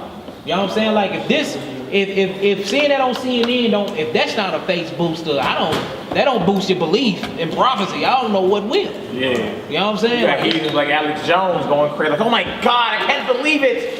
Yeah. It's her. Yeah. At your front door. The end is near. Come on, bro. Let's get through this. Verse 2 again. With whom the kings of the earth have committed fornication, and the inhabitants of the earth have been made drunk with the wine of her fornication. Look, we know this to be true. We was talking about all these holidays and these days and not holy days. You know what I'm saying? Like, America is one of the only countries you can come to and worship any God you want to freely. America is one of the only countries you can come to and go through certain states. You can marry your damn dog. Or you can marry your brother. Or you can marry yourself. This dude. You know what I'm saying? You can homosexual marriages. You can marry bestiality. Worship any gods you want to. Founded off of paganism. Like, you can't even go to Africa with that gay stuff. President like, look, I ain't even kicking you out no more. We hanging. Yeah, Mugabe and them don't play that. He's not playing. Yeah. Go to Mexico. Go to Mexico on some homosexual stuff. Go to Jamaica. Go to Jamaica. Look, ain't nobody playing it but look. Like who this city, this whore has been speaking about is America. Come on, Hebrew. Verse 3. So he carried me away in the spirit into the wilderness. And I saw a woman sitting upon a scarlet-colored beast, full of the names of blasphemy. You hear that? Full of the names of blasphemy. She scarlet-colored beast, full of the names of blasphemy. You know what I'm saying? You look at the dollar bill that says, "In God we trust." Then you start really thinking like, oh, okay, this can't be talking about my God. Blasphemy. Come on. Having 7 heads and 10 horns. Wow. And the woman was arrayed in purple and scarlet colors, and decked with gold and precious stones and pearls. So she looked good on the outside, but on the inside, she wicked as hell. Full of fornication, rotten, graveyard. So these keys look good. The outside of this house look good, but on the inside, it is burning. It's destined for flames. The keys to a burning house. You showing everybody your keys. I got new keys, y'all. But the house, anointing oil on it. right. But it's smoke coming from the top window. Yeah. The back door busted open. You just happy you got some keys. Like, we can't be too attached to America or anything wicked because this whole earth is burn and get scorched. And if you're a part of it, you getting scorched with it. It's just simple and plain. All praises. You know what I'm saying? Come on. You know what, it was funny, I remember Malcolm X in a speech, I think it was his grassroots speech. Yeah. He was talking about that. He said, you know what? We sick. Hey, look, he said, look, if God come back and take y'all out of America, half y'all gonna fight against God. Leave America. Leave this good white man. What else we got it better than this? So look, man, you have Negroes that will, I'm talking about when judgment comes and God get ready to redeem you, go back to Africa. What you mean, go back to Africa? I'm all invested in here. Gotta let it go. Man. Like put options. Yeah. Come on, bro. Yeah. Verse 4. Come on. And the woman was arrayed in purple and scarlet color. Beautiful. And decked with gold and precious stones and pearls, having a golden cup in her hand, full of abominations and filthy of her fornication. So she looking good. She got a cup golden, but it's full of sin and wickedness. Of her own sins and wickedness. Come on. Verse 5. And upon her forehead was a name written, Mystery. It was written what? Mystery. Mystery. What do a mystery mean? Something that needs to be sought out. Something that needs to be sought out. Something you have to ask God to get some research on. And then when you see it, you're like, oh, mystery. But this mystery been revealed. We know who she is. Come on. Babylon the Great. Mystery Babylon the Great. Why do we call her the Great? That's because she influenced the whole earth in wickedness.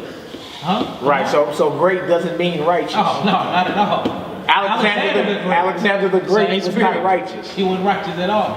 Babylon the Great doesn't mean Babylon the righteous. Man, not at all. Come on, Hebrew. The mother of harlot. The what? Mother of harlot. The mother of harlot. Y'all know what the mother is? That's the first.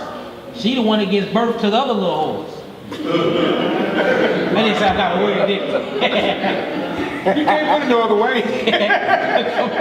Come on, bro. And abominations of the earth. And abominations of the earth. She defiled the earth. She teach everybody else how to defile the earth. And look, in her teaching you how to defile the earth, she's taken from you. She's like a thief of all thieves. She a thief of all thieves. Come on.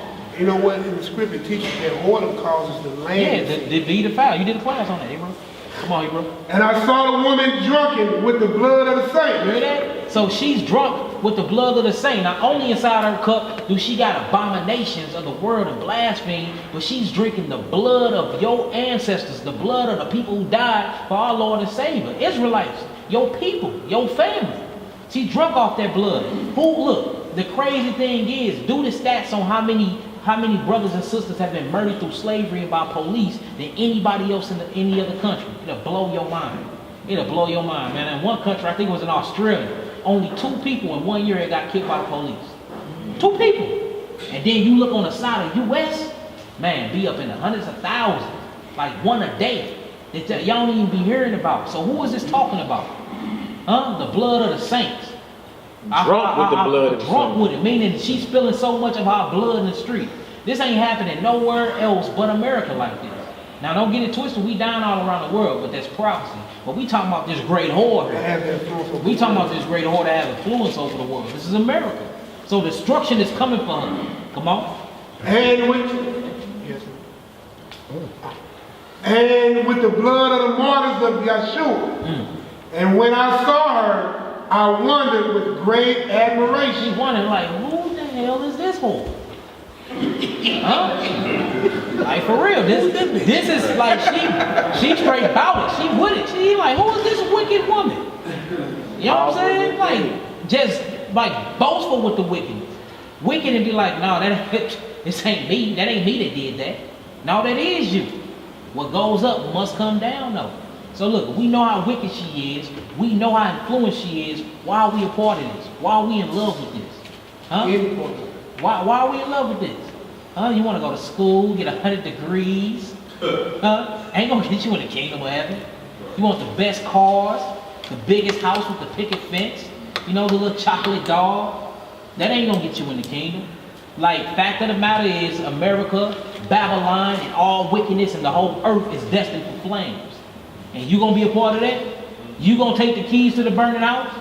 Then when the house burn all the way up, you gonna be the one trying to run from the door? It's too late. You in contract now.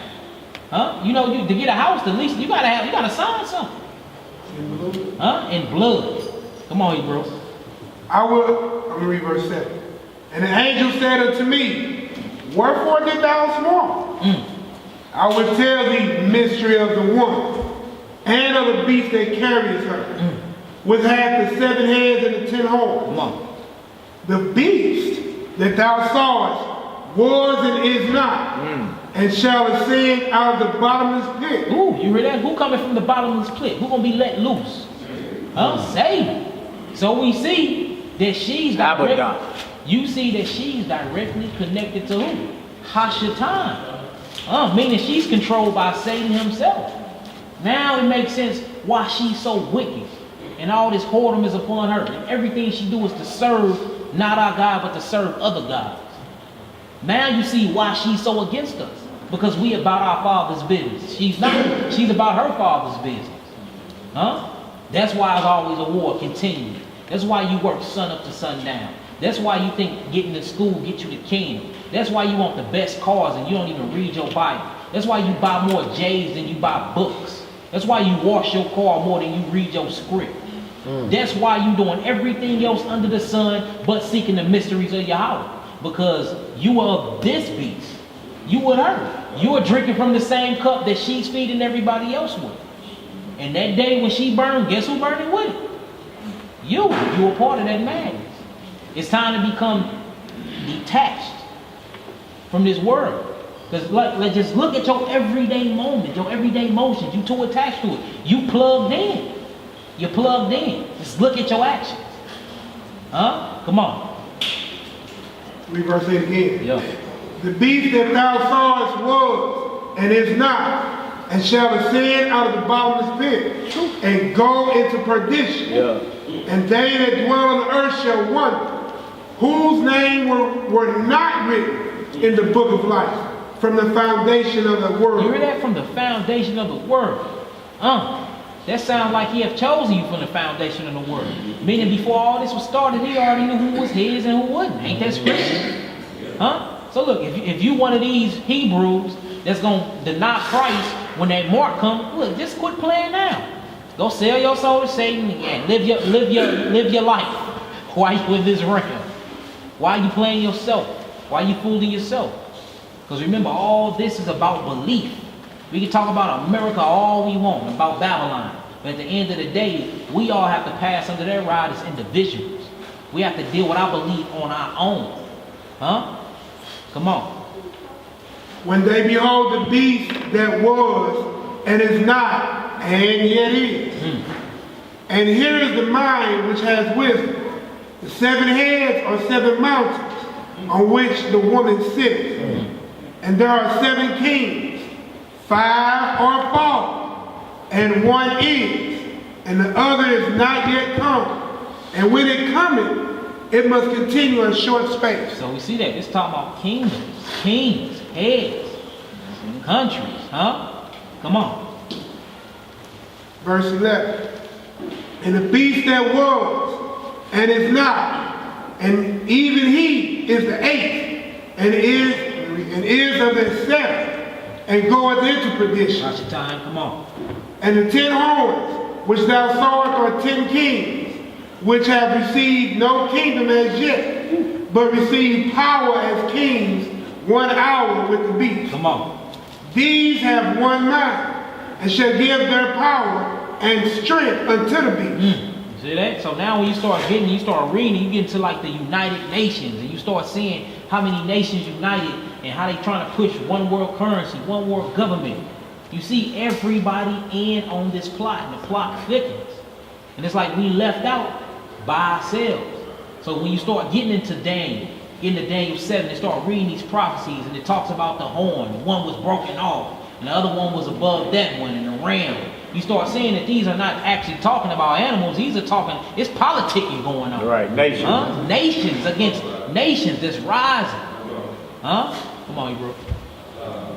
Psalm 83, is that a precept? Pull it real quick. Why you? Yeah, most definitely. And you see it though. That's so look, when everybody, the United Nations. Now what's crazy is I just seen a truck 2 days ago on the road. That mug had United Nations, a white SUV. Yeah, United Nations on the side and then had FEMA on the top of it. I'm like, how is them two even together? Huh? In St. Louis. Right off of 270 between 367 and New Halls Ferry. That mug had United Nations on the side of it and FEMA at the top. Like, what's going on here? And why is it all of them in our city? We see a lot of this stuff in Missouri. Obviously something popping in Missouri. Huh? Like it's inevitable. Hey, look, they coming. They gonna be knocking on doors. Homeland Security. Yeah, Homeland Security. Come on. Verse 14. These shall make war with the Lamb, and the Lamb shall overcome them. You hear that? So they gonna make war with the Lamb, but the Lamb gonna overcome. Come on. For he is Lord of lords, and King of kings. Right. And they that are with him are called and faithful. And faithful. Look, called, chosen, and what was that last one? Faithful. Faithful. It all comes down to what? That faith, that belief. Because without that belief, Negroes is going to be, I'm telling you, double-minded, unstable. Soon as death on the table, I was just playing. Soon as they stomach hungry, they're going to blame me, well, I had to feed my children. All right? You can't love nothing more than the Most High. And this day is coming upon us fast. Like, who is prepared? And prepared, I ain't talking about having no tents and no canned goods and water stacked up. I'm talking about who's going to get caught. Why, when you get caught and you keeping the commandments and you was found faithful and true, that's being prepared. Spiritual ration. Exactly, brother. Come on. Hey, so you notice the powers that be of the world, or the armies of the world, gonna be going to war with the Lord. Yeah. Everybody trying to be a stand-up Marine, and yeah, you know what I'm saying? Join these different branches of military. The nations of the world gonna be fighting the Lord on his entrance back into this atmosphere, back into this plane of existence. And peep something, bro. You see how everybody banging against each other right now? This is something, what I call the white man. I call them, they bang against each other, right, all day for food. But when they run out of food and they need to impose on somebody else, they click up. Where y'all think this United Nations is? All of them finna be in lines with each other to take down what? To try to take down the Most High. Like Brandon always say, they not weaponizing space for no reason. What do y'all got weapons, thermonuclear weapons pointing out for? Also, y'all believe that an alien is gonna invade too. Makes sense. Like, look, war is coming. Everybody prepare for the war but us. Everybody prepare for the war but us. And look, what right now, everybody serving their God but us. Look at the Satanism. Man, these warlocks is at an all-time high. They praying, meditating every day to Satan. Huh? Everybody praying to their God, meditating to their God, fasting to their God, because they know war coming. What we doing? Yeah, washing our cars and buying new shoes and, you know what I'm saying? Like, what is going on here? It don't even make sense. Because we have bought into this American dream. Look, this crazy part is America ain't even bought into the American dream, but we have. And we as the slaves in America. It don't even make sense.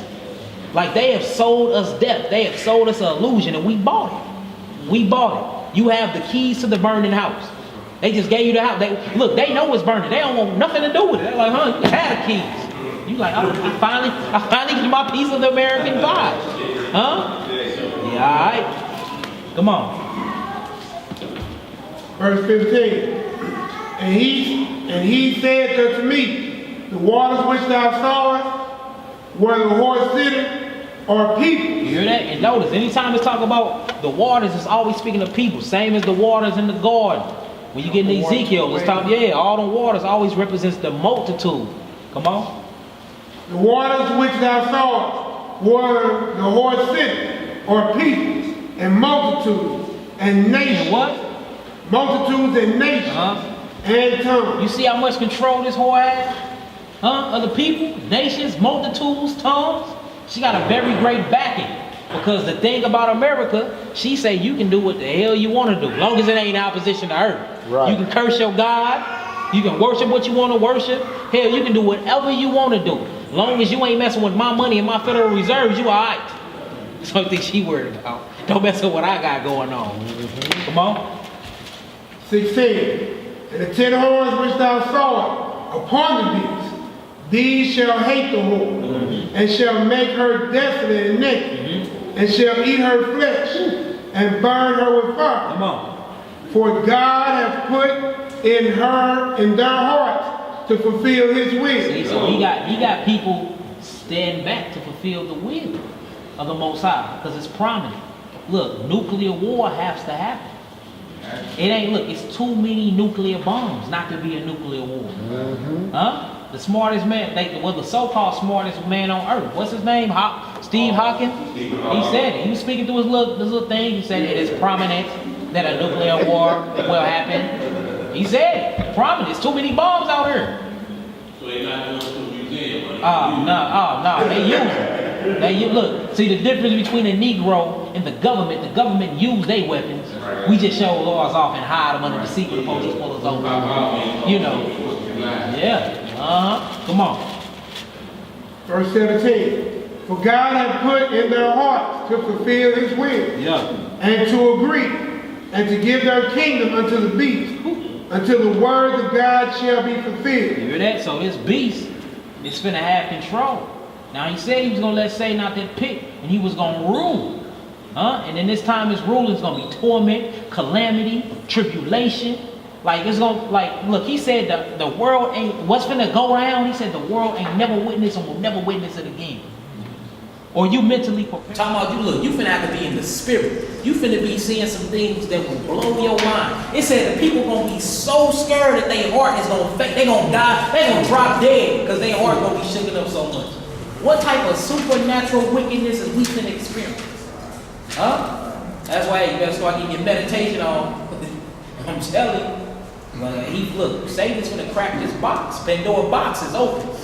You see all over Facebook, you seeing that I just seen, man, they got this hologram stuff, man, that was unbelievable. You got dinosaurs flying in the sky, all off a hologram. They got Earths and stuff showing, looking like another Earth is invading this Earth. They got Tupac walking across the stage. Yeah, Tupac. Snoop Dogg was just performing with him on stage, like all of this technology and stuff going on. Like our minds got to be prepared. Notice they legalizing all these drugs now. Like now all of a sudden we can smoke out. Like they trying to prep us for something. What's going on? What's happening here? Destruction is coming, and they need everybody. They need you to be bought into this American dream. While destruction is falling, America is falling around. Look, this is the crazy part. The dollar bill don't even have no use no more. It's weightless. It don't have no value to it no more. But you hustling day in and day out to make some debt money.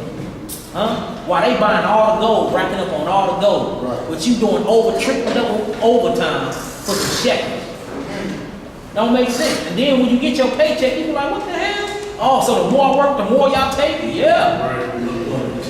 You're doing overtime anyway for them. Like, look, America's going out fast. Fast. Why are we trying to keep up with it? Come on. Verse 18. And the woman which thou sawest is that great city. You hear that? That woman you saw, that great whore you saw, is that great city. And we see that mystery city is what? Babylon, America. That influenced the whole earth. Come on. Which reigned over the kings of the earth. Come on, let's do 18. We get up out of here. All right, chapter 18. And after these things I saw another angel come down from heaven, having great power, and the earth was lightened with his glory. And he cried mightily with a strong voice, saying, Babylon the great is fallen, is fallen. So look, this is a good thing. The angel came from heaven, Babylon fallen, he celebrated. He's like, look, this is still on his way out, Yahoo. But how many Negroes could be crying?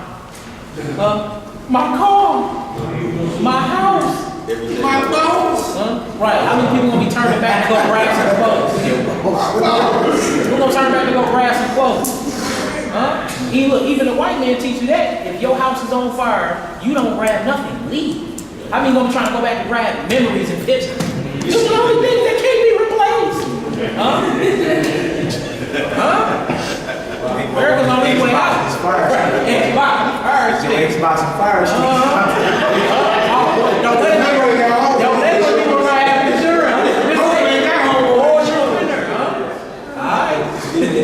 Look, the keys to a burning house. This deal on its way out. Come on. Babylon the great is fallen, and has become the habitation of You hear devils. that? It become the habitations of devils. Remember, that bottomless pit was open, right? And, look, in this day, everybody gonna show their true colors. Tribulation coming, the mark of the beast is being imposed on us.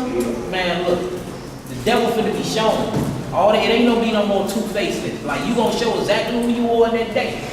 Cause look, the worst thing you can do to a Negro, with no belief, is acting like he have belief. Take his plate away from him. Take them car keys, take them lights, and take that water. Yeah, alright. We gonna see what you about. That's what they do in the CIA. That's how they torture you. I'm not gonna beat you up all day. I'm gonna starve you for a couple days, and I'm gonna come back and we gonna talk about what I need you to tell. Nigga, you get in there, they be like, I'm gonna tell you everything. I'm home. That's why we gotta overcome these lustly things. Notice, angels don't eat human food. Why is that? Certain type of mind state. Didn't God say we don't live off of water and bread alone? But by what? Every word of what? Alright. Didn't Christ say he was going to give us everlasting water? So why are we so attached to this physical water and this physical food? To sustain this physical body that's going to die anyway? Look, this body is destined for flames. Not the glorified body, but look, if you heard when all this stuff going down, I mean, look, most of us gonna be casualties of war. It said he's gonna pour out a vessel, and every living soul that was in the sea, 2/3 is gonna die. Most likely, somebody's gonna be a part of that casualty. I mean, I'm thinking they gonna come get me. As soon as it start cracking, they come to get us. We might be up out of here soon. But hey, it is what it is. Our Lord Yah. Good run, we ready. Good race, we ready. Y'all. Come on. And notice it's the habitation or dwelling place of not devils. What it is. The trip off that too. Get that out your mind. You know, Wally Cleaver. Didgeridoo, neighbor, get that out your mind. You stay, you are nose deep, your dwelling places in the midst of devils. Man. And it's controlled by a wolf pack. Look, that fool run out. I'm telling you, look, all these thugs we see now and all these so-called gangsters, let that fool run out and you got food at your crib. Yeah, alright. Negroes running up in your crib. It's gonna be, look, your brother, your friend, it's gonna be some crazy stuff, man. Lovers of the Hey, they show you that in the movies, Purge. The Purge. They ain't even put the movies out there for that. That one that came out last year, election year and all that. They showed you, man, the animalistic nature of folk. Allow me to purge. Allow me, Allow me is my God, is my God-given right. The new Republic of America. I have the right to purge. Lay up in your spot, man. The haves versus the have-nots. But again, the habitation of the devil. What else you say, And the whole of every foul spirit, and the caves of every unclean and hateful bird. That's what happened. Every hateful and unclean bird, we are eating them, out there eating them. Every foul spirit, like everything about this place is just a nesting place for devils. You can come here, you can eat what you want. You don't have to follow no dietary law. You can come here, you can worship who you want. You can come here and do whatever you want to do. Don't be on the side of on the law side. You can kill a nigga, get away with it. Where's so much injustice? Like, what place is this talking about? This is talking about America KKK. And destruction is coming to her fast. We see. It says the hold of every foul spirit. Hold of every foul spirit. Yeah, hold. This is a holding place. Holding place of every foul spirit. Man. You can't get around it. Bath salts and all that. Getting shot naked. Running head first in the windshields. OD on this heroin epidemic is sweeping not only St. Louis but the nation. The heroin epidemic. I lost 3 close, not family but friends in the past 2 months. Heroin OD. You feel me? Like it's out here, man. The hold of every foul spirit. That's where you at. Not in Wonderland. You live in the hold of every foul spirit. The habitation of devils. Every day you watch the news, you be like, how in the hell could you even think to do wickedness like that? I'm telling you, when I seen that about that woman and that man that was sharing sexual relationships with their horse, that blew my mind. I seen a man that was in love with his car. He actually put his thing inside his tailpipe of his car. You see that? Man, that blew my. Then you talking about? He seen it too? Man, that blew my mind. He was kissing it. He was rubbing it. And look. Not only do we have sex with his car, he called his car he. So he's a homosexual car. That's the weirdest. I never seen nothing like that. He was inside his car when he was talking about it, and they was like, how did you get warmed up? How did you get pleasure from it? He sat down, he said, sometimes I just grab on the steering wheel and I give her a little spank. He's smacking the steering wheel, and like, in his eyes, you can see he's pleasured by this. And he said late nights he drive up to a cliff, and he do his thing with his car. The hold of every foul spirit, man. And he got a legion of foul spirits in it. I never seen nothing like that in my life, man. You better not ever ask to borrow his car. All type of DNA. Let's get her done. Book of Revelation, chapter 18, verse 3. For all nations have drunk of the wine of the wrath of her fornication, and the kings of the earth have committed fornication with her, and the merchants of the earth are waxed rich through the abundance of her delicacy. You see that? And look, why you think we so much into this debt? Everybody own a piece of this. This is the only place you can come to and get on it. They got so many government bailout plans. You can get an Indian come over here right now and get all these shops. Chinese can come set up a barber, what you call them little hair things? Beauty salon, nail salon, chop suey. Africans come over here. They got all kinds of stuff cracking off. You know what I'm saying? So this is the only place that all the merchants can come from anywhere in the world and come up at. Now look, when this place go down, how you think they gonna feel? They gonna be one of the ones crying like, oh, Babylon, why? Why? Just like a lot of these Hebrew Israelites that don't know who they are. Why? Because a lot of people are attached to this place, but they don't know the wicked plots and schemes that's behind this place. They don't got no, at that point, they ain't got no more Negroes to sell nothing to. Exactly. You the number one consumer, but don't produce nothing. Yeah. Right. You the delicacies everybody pouring into the country to get a shop in your hood. Yeah. You feel me? You the one buying everything. But don't own nothing, don't produce nothing as small as a toothpick. You feel what I'm saying? They need you to buy everything that they selling. You're the merchandise, or you buying their merchandise. You understand? They the merchant, and they know you ain't even gotta be no cold salesman to sell them nothing. All you gotta do is smell like some chicken. You feel me? They coming to buy the deal. Build that corner store right there on the corner. Everybody in a 3-10 block radius gonna be up in that big. Burn some chicken. Spending every day. Put some sugar in it, make it flashy with colors.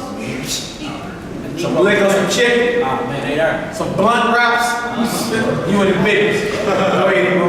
Yeah, and just a kicker to let you know that I'm who is children of Israel. Ain't no Mexican come over and get nothing, or no black British dude come over and work and get nothing. But all the real African. Yeah, come over and set up shop. Set up shop. That's the difference, right? Chile is something they can't get nothing, they come over. Yeah, you right. Real African. Yeah, come over and Who we come up. so-called claim we can get something. Yeah, come That lets you know who really is. Yeah. Anybody, Abraham, all that. Everybody but us. Yeah, all the Gentiles.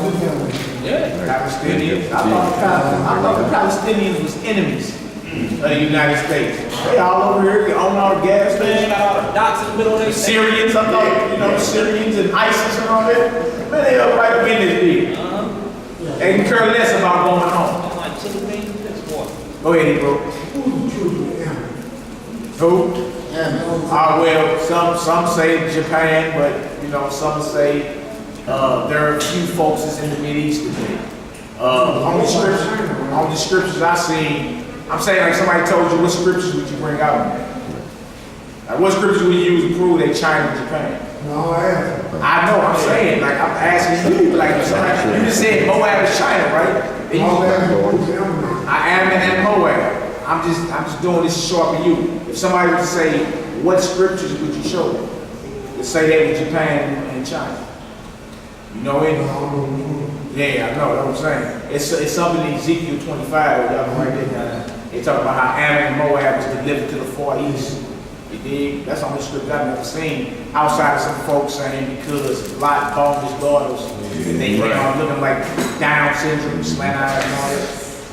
Now they only grow so tall, you feel me? But outside of that, I mean, I ain't seen no specific like scripture on it. Like we can go to Deuteronomy 28, we the Israelites. Go to Genesis 25, show who Esau is. You feel me? So I'm saying you're gonna run into folks saying Moab and Ammon is China and Japan. That's what you're gonna run into. But when if they was to ask you to show me scriptura, only scriptures I've seen is Ezekiel the 25th chapter. They talked about how they was delivered to the far east. That's it. You understand? So that's something else. I thought somebody had a hand over there. Come on, let's finish it off. Get it done. We're in verse 4. And I heard another voice from heaven saying, come out of her, my people, that ye be not partakers of her sin. So he's saying, look, get away from her. So if he say come out of her, that means he already knew that you was locked into the bridge. You wouldn't make it. He's like, look, come out from her, my people. He's calling his people Israel. Get away from up under his order. Come on. And that ye receive not of her plague. And her plagues, because what's coming? Destruction, fire, plagues, cups full of woes. Like you don't want to be a part of that. Hey, you better get away from up under her. What's up, bro? Just for the sake of time, 2 Corinthians 6 and 17. Yeah, almost that. Yeah. Write it down. Touch not the unclean thing, be ye separate. That's how you come out from among them. Notice right there in that verse it also said that you be not partakers of her sins. So you stop doing what she's doing against God. That's how you come about it. Other than that, you're gonna be looking for some secret spot on the planet. And there is. On the globe, and it ain't. There's no such thing as off the grid. Everything is on the grid. Yeah, ain't no such thing. But that was a good point. Y'all heard that 2 Corinthians 6:17. It lets you know how to come about it. By being separate, you feel me? Be a son or daughter of God. And not stop trying to be like a Gentile. And touch not the unclean thing. Meaning stop worshiping what he's doing. Stop dressing like him. Stop talking like him. Stop doing anything he's doing. Stop doing it. Right. That's how you come about a battle. And that's how you break this system. Yeah. Come on. Verse 5. For her sins have reached unto heaven. Now, how much sin is that? Her sins have reached to heaven. That sounds like the Tower of Babel. When they built the Tower of Sin to reach to heaven, don't it? Now, ain't it crazy how she mimicked Babylon? Her sin have reached to heaven. Yeah, that's some stinky sin right there. That's what they trickled up to the heavens. And that's what they said when they built Babel, let's make a name for Yeah, let's make a name for ourselves, yeah. And America, this order did. So we didn't track down Babylon then. That was called the Tower of Babel. Yeah, the Tower of Babel. Which means confusion. And look, they always trying to be united then too. Yeah. How about we all come together work together and be united against God. That's the same mission they doing today. Same exact mission. What you think the mission is in the United Nations? Make the world more disciples of Christ. That's not the mission. That's about, you don't care nothing about your black Messiah. They care less. They ain't up in the EU, you know, precepts. Give me some revelations. Give me some proverbs. They ain't there conjuring up demons and devils. And practicing their dog whistle politics on how they gonna subjugate you more and more. That's it. And how they gonna kill you off. They ain't running around the deal holding hands, trying to, you know, see how they can be more like Christ or like the Messiah. That's not what's going on in these government institutions. They hell bent on doing what? Serving their master. That's what it is. Which ain't our master. And they do theirs well, but we suck at all. What's up with that? Come on, Hebrew, let's get her done. And Yah hath remembered her iniquity. Beautiful. Reward her even as she rewarded you. Hear that? So when it comes to the mindset of the Israelite, he ain't about that though. Huh? A Negro can go up in the church and kill all our people, and we actually forgive them before they even apologize.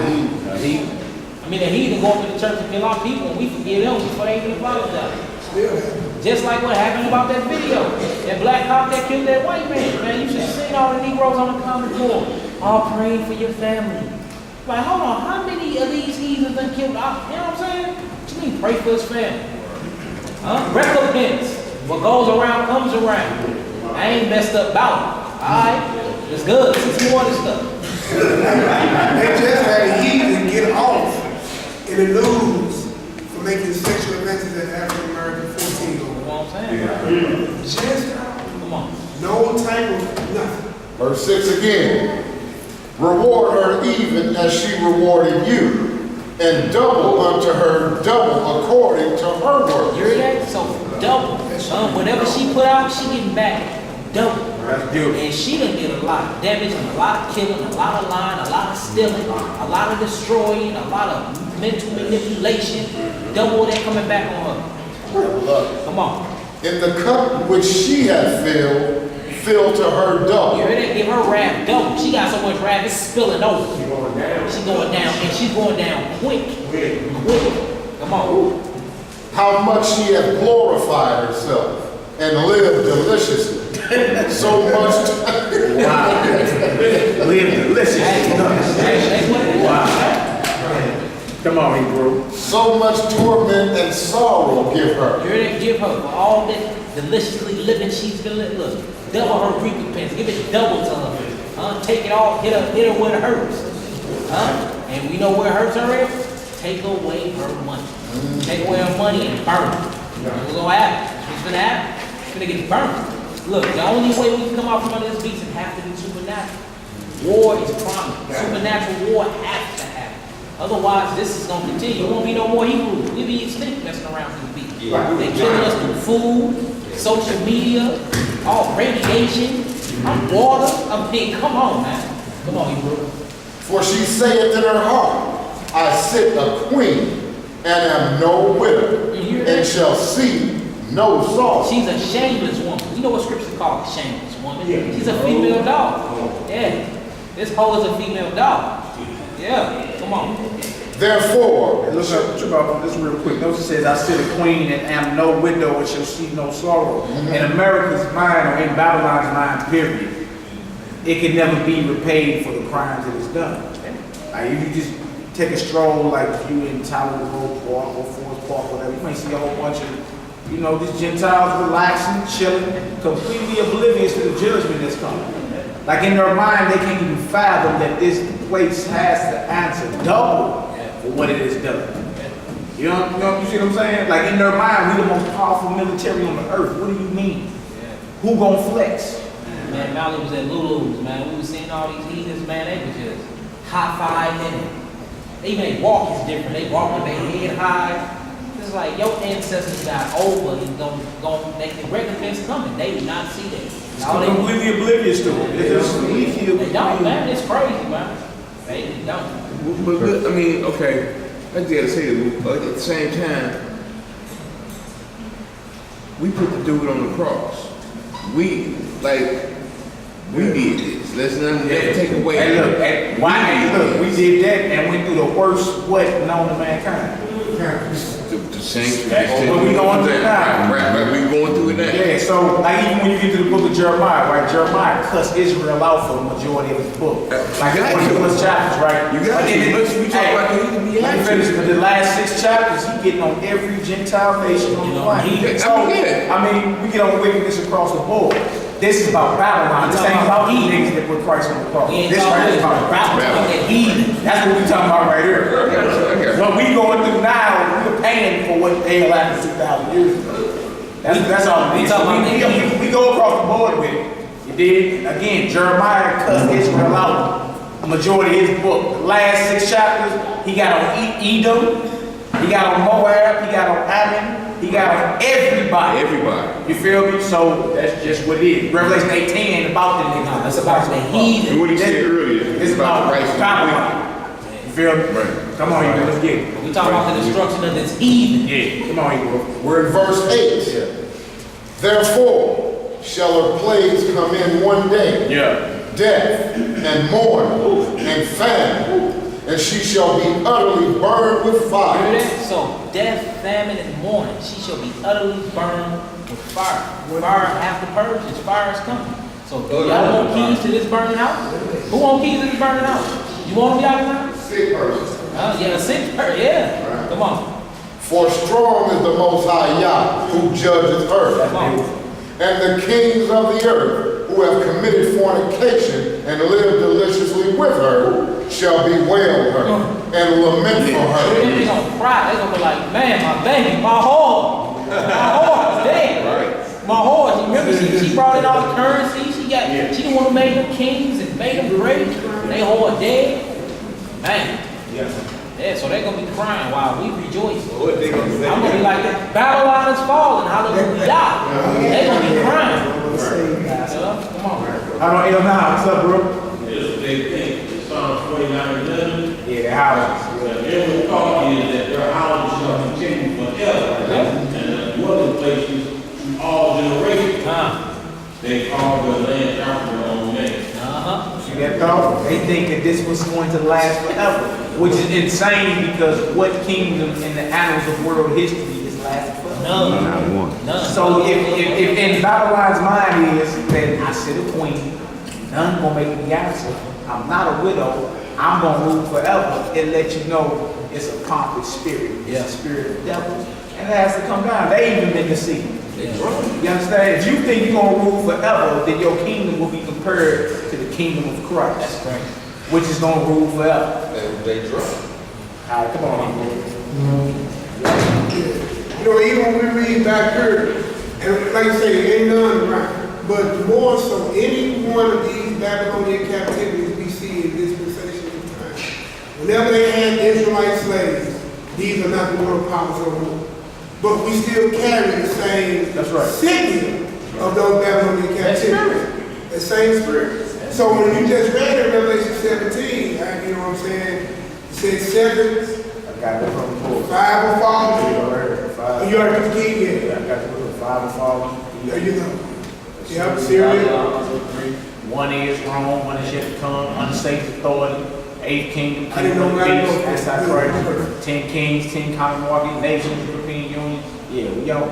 And that's why he was that's why he said that mystery Babylon and Egypt and start bringing in everybody. You know what I'm saying? Like, and these are your modern day United Nations. Right? Come on, now. Verse 9 again. And the kings of the earth, who have committed fornication and lived deliciously with her, shall bewail her and lament for her when they shall see the smoke of her burning. Standing afar off for the fear of her torment, saying, Alas, alas, that great city Babylon, that mighty city, for in 1 hour is thy judgment come. You're standing afar off, and that destruction was reading. Yeah. Straight up, come on. Y'all making money off her. Biggest wire transfers in the world come through New York City every morning. Stop this man. Y'all think it's a game, watch this movie and put up here called The Wizard of Lies. Wizard of Lies about Bernie Madoff. Oh man. Y'all need to watch that when y'all get a chance. It's on the Fire Stick too. And you see how heathens go away. All bets is off the table when that money get hit away. All bets is off the table, I'm telling you. They get to hanging themselves, all type of stuff, man. The Wizard of Lies. It's about Bernie Madoff. Robert De Niro played Bernie Madoff. Verse 11. And the merchants of the earth shall weep and mourn over her, for no man buyeth their merchandise anymore. Yeah, that's basically you. Like think about it. You the one that's buying all the merchandise. America don't produce nothing. What does America produce besides a few cars and some refined gas? What's made in America? Negro. Exactly. The Negro was made in America. The Negro and his mindset. But America is not on top of the world in exports. Nobody buying nothing from America. You feel me? But America possesses a whole somebody. Some people that will buy whatever you bring them in this business. The slaves. You see? So when the merchants can't sell the merchandise to you no more, because you've been redeemed, guess what? You can hit their pockets. It's a wrap. Once you take that money, more people, they weep. It's a wrap. The way to take down the heathen is to take their money. Yeah. That's why Malak keeps saying the best way to overcome the oppression, keep the commandments, stop dealing with it. Like, why are you buying and shopping with them? Shop with each other. That's the best way to make the system fall. But we not gonna do it. So God's gonna come get us up out of here. Because the Negro is not collectively gonna come together and do it. It's just what it is. Because in our mind, subconscious mind, we have been trained to love the white man. This is what we love the system. Well, we quit saying we, I'm not a part of this. That's right. They love the system. That's right. You know, when I sent out on July 16th thing, this is old. We started doing the economics and stuff in 1954. They had a whole little video thing where they did the secret of selling to the niggas. They studied it. I'm just talking about that. They do it through messaging, they do it through colors and all that. At the end of the class, you want you just number I text it. Verse 12. Every nation has what's called a think tank. They got groups of people that get together and they study you. You feel me? There's no coincidence there's a Popeye's chicken and a liquor store on every corner. And a whorehouse called a church. No coincidence. That's not there by accident. You understand? It's the figment of somebody else's mind. It's a construct. Look, do it like this and do it like this. They gonna flood it. How do they know? Because you've been studying. You can't rule over nobody without studying. Simple equation. Man. Yeah. That's how they knew to hang you from trees, because they knew you was cursed, man. Come on, let's get it. Verse 12. The merchandise of gold and silver and precious stones and of pearls and fine linen. They go by all that bling bling. Come on. And purple and silk and scarlet and all fine wood and all manner vessels of iron and all manner vessels of most precious wool and of brass and iron and marble and cinnamon and odors and ointments and frankincense and wine and oil and fine flour and wheat and beasts and sheep and horses and chariots and slaves and souls of men. Slaves and souls of men. Who's that talking about? Sound like us, don't it? The souls of men. Because without the slaves, America would be built. And without the slaves, they wouldn't have no money because we the ones concerned. Man, every great empire needs slaves. They are to build up their status. And just so happy you're the Hebrew, working hard like a Hebrew slave. You said it your whole life. Working hard like a Hebrew slave. I started. Don't no white Jews say that. No. That's you that say I'm working hard like a Hebrew slave. Because that's who you are.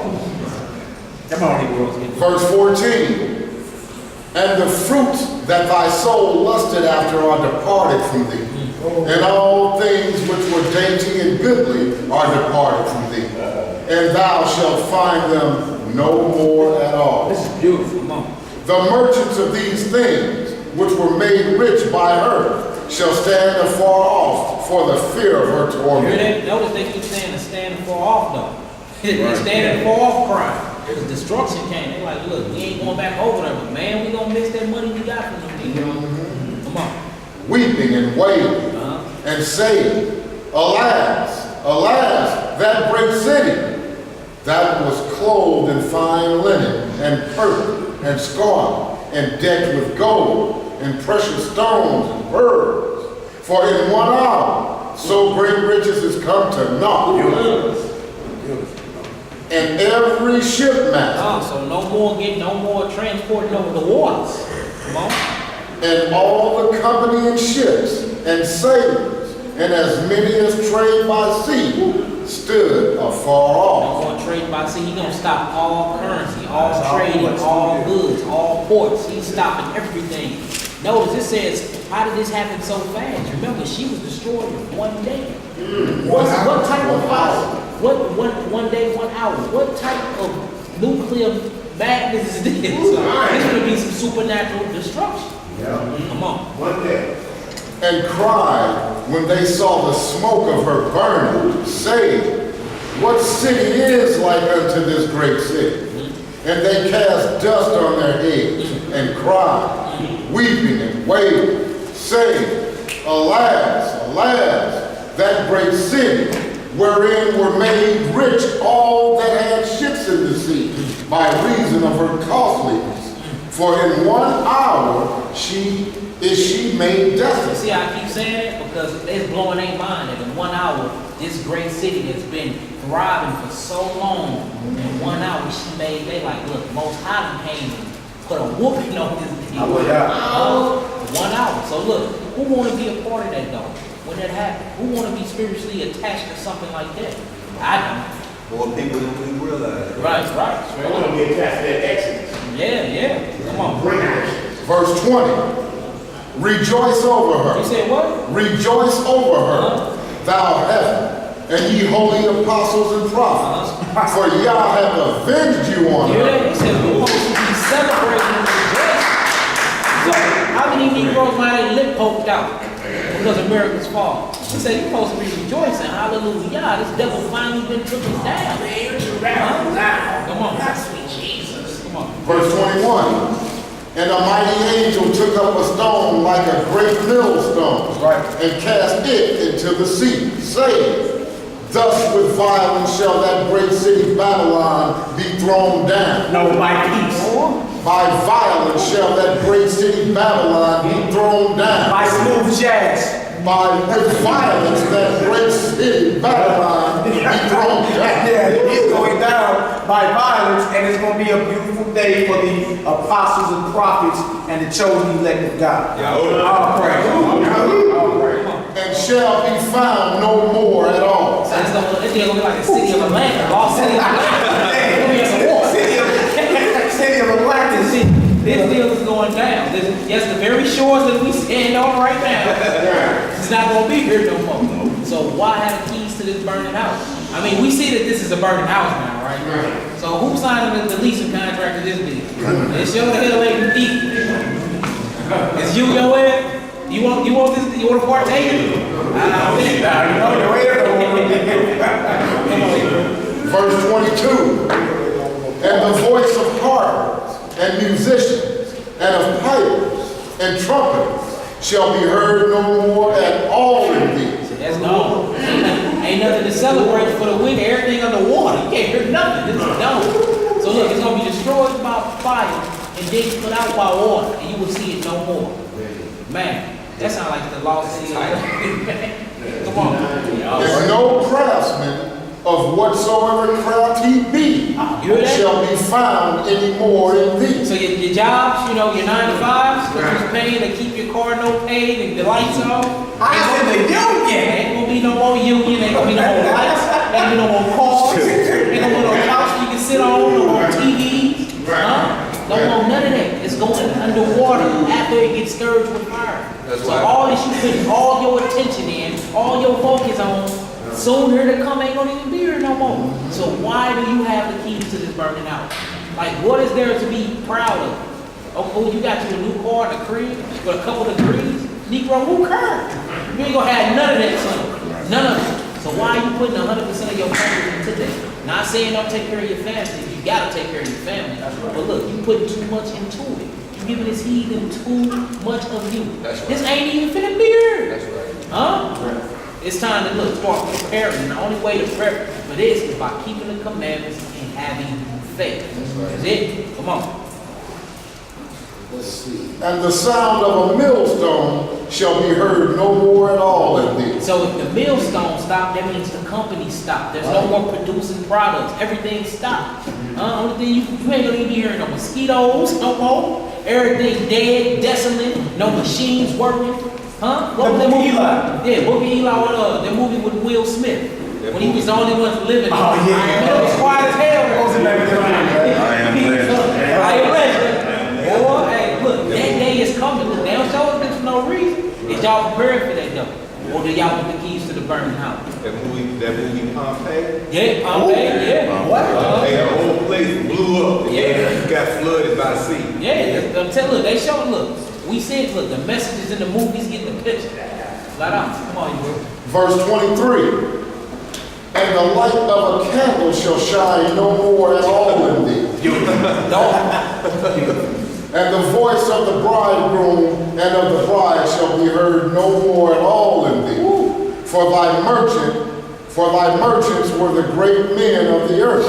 For by thy sorceries were all nations deceived. Now we see anybody that's attached to this world is actually deceived and enticed by sorcery, meaning you are under a spell. Meaning in order to love America, in order to love this system, you have to be cast under a spell. You have a spirit on you. You just read it. That means you're under a delusion. You're in the matrix. You have a spirit on you to love it. So to have the keys to the burning house, meaning you have a spirit on you. Like how the hell can you love something that's gonna have destruction come to it for the wickedness that was upon that did to you? Like it's gonna be recompense for what it have done to you and your ancestors, but you love it. That's an illness. That's sorcery. You are under a spell. You are under an illusion. So while you driving to work, smiling with your teeth all right, you're gonna do your 10 hours just to pay a $500 car note that you really can't afford. Huh? Like all of this is coming to naught. All of this is going to be destroyed, and you in love with it. You are mentally ill. You are under an illusion, and the Most High is bringing recompense. And if you attach to this world, when this world go away, guess who's going away with it? You. That's crazy. That's crazy. We glorify each other for how well and how steady we keep up with their records. Yeah. Like, That's crazy. Yeah. Nice car. Yeah. What if boy Like, boy, my nigga be better slave than me. Nigga, pick up. He was a good slave. He was a good slave. That's crazy. That's crazy. Yeah, I've been on the job about 15 years. That's crazy. Right, wow. That's the mindset. That's what all the mindset is. Verse 24. And in her was found the blood of prophets. You hear that? So when she was all destined, the Most High to crack, to open, to burn her, in her was found the blood of the prophets, our ancestors. That's what in her. Remember that cup she had? Drinking all the blood of the martyrs and the prophets? Yeah. Huh? Ain't no more, ain't no more. Ain't no more, none of this no more. Meaning the good side comes, righteousness coming, huh? Our day of peace, our day of reckoning have come. This the day that we gonna be redeemed. Ain't no more slaving no more. Ain't no more getting killed, castrated, hung by trees, mistreated. Ain't none of that gonna happen no more. Why not talk about that and be a part of that? I want the keys to that house. Hell, I want the keys to the burning house. That don't even make sense. Come on.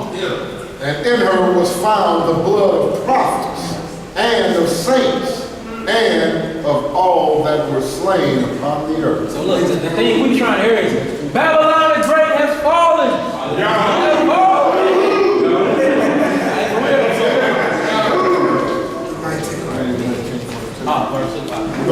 Verse 19, chapter 19, verse 1.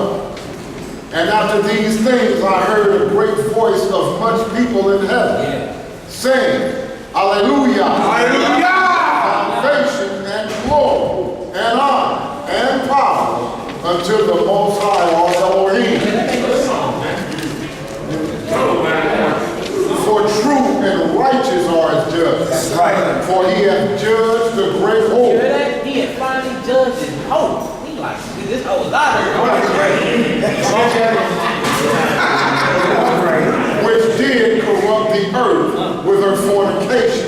and hath avenged the blood of his servants, hath heard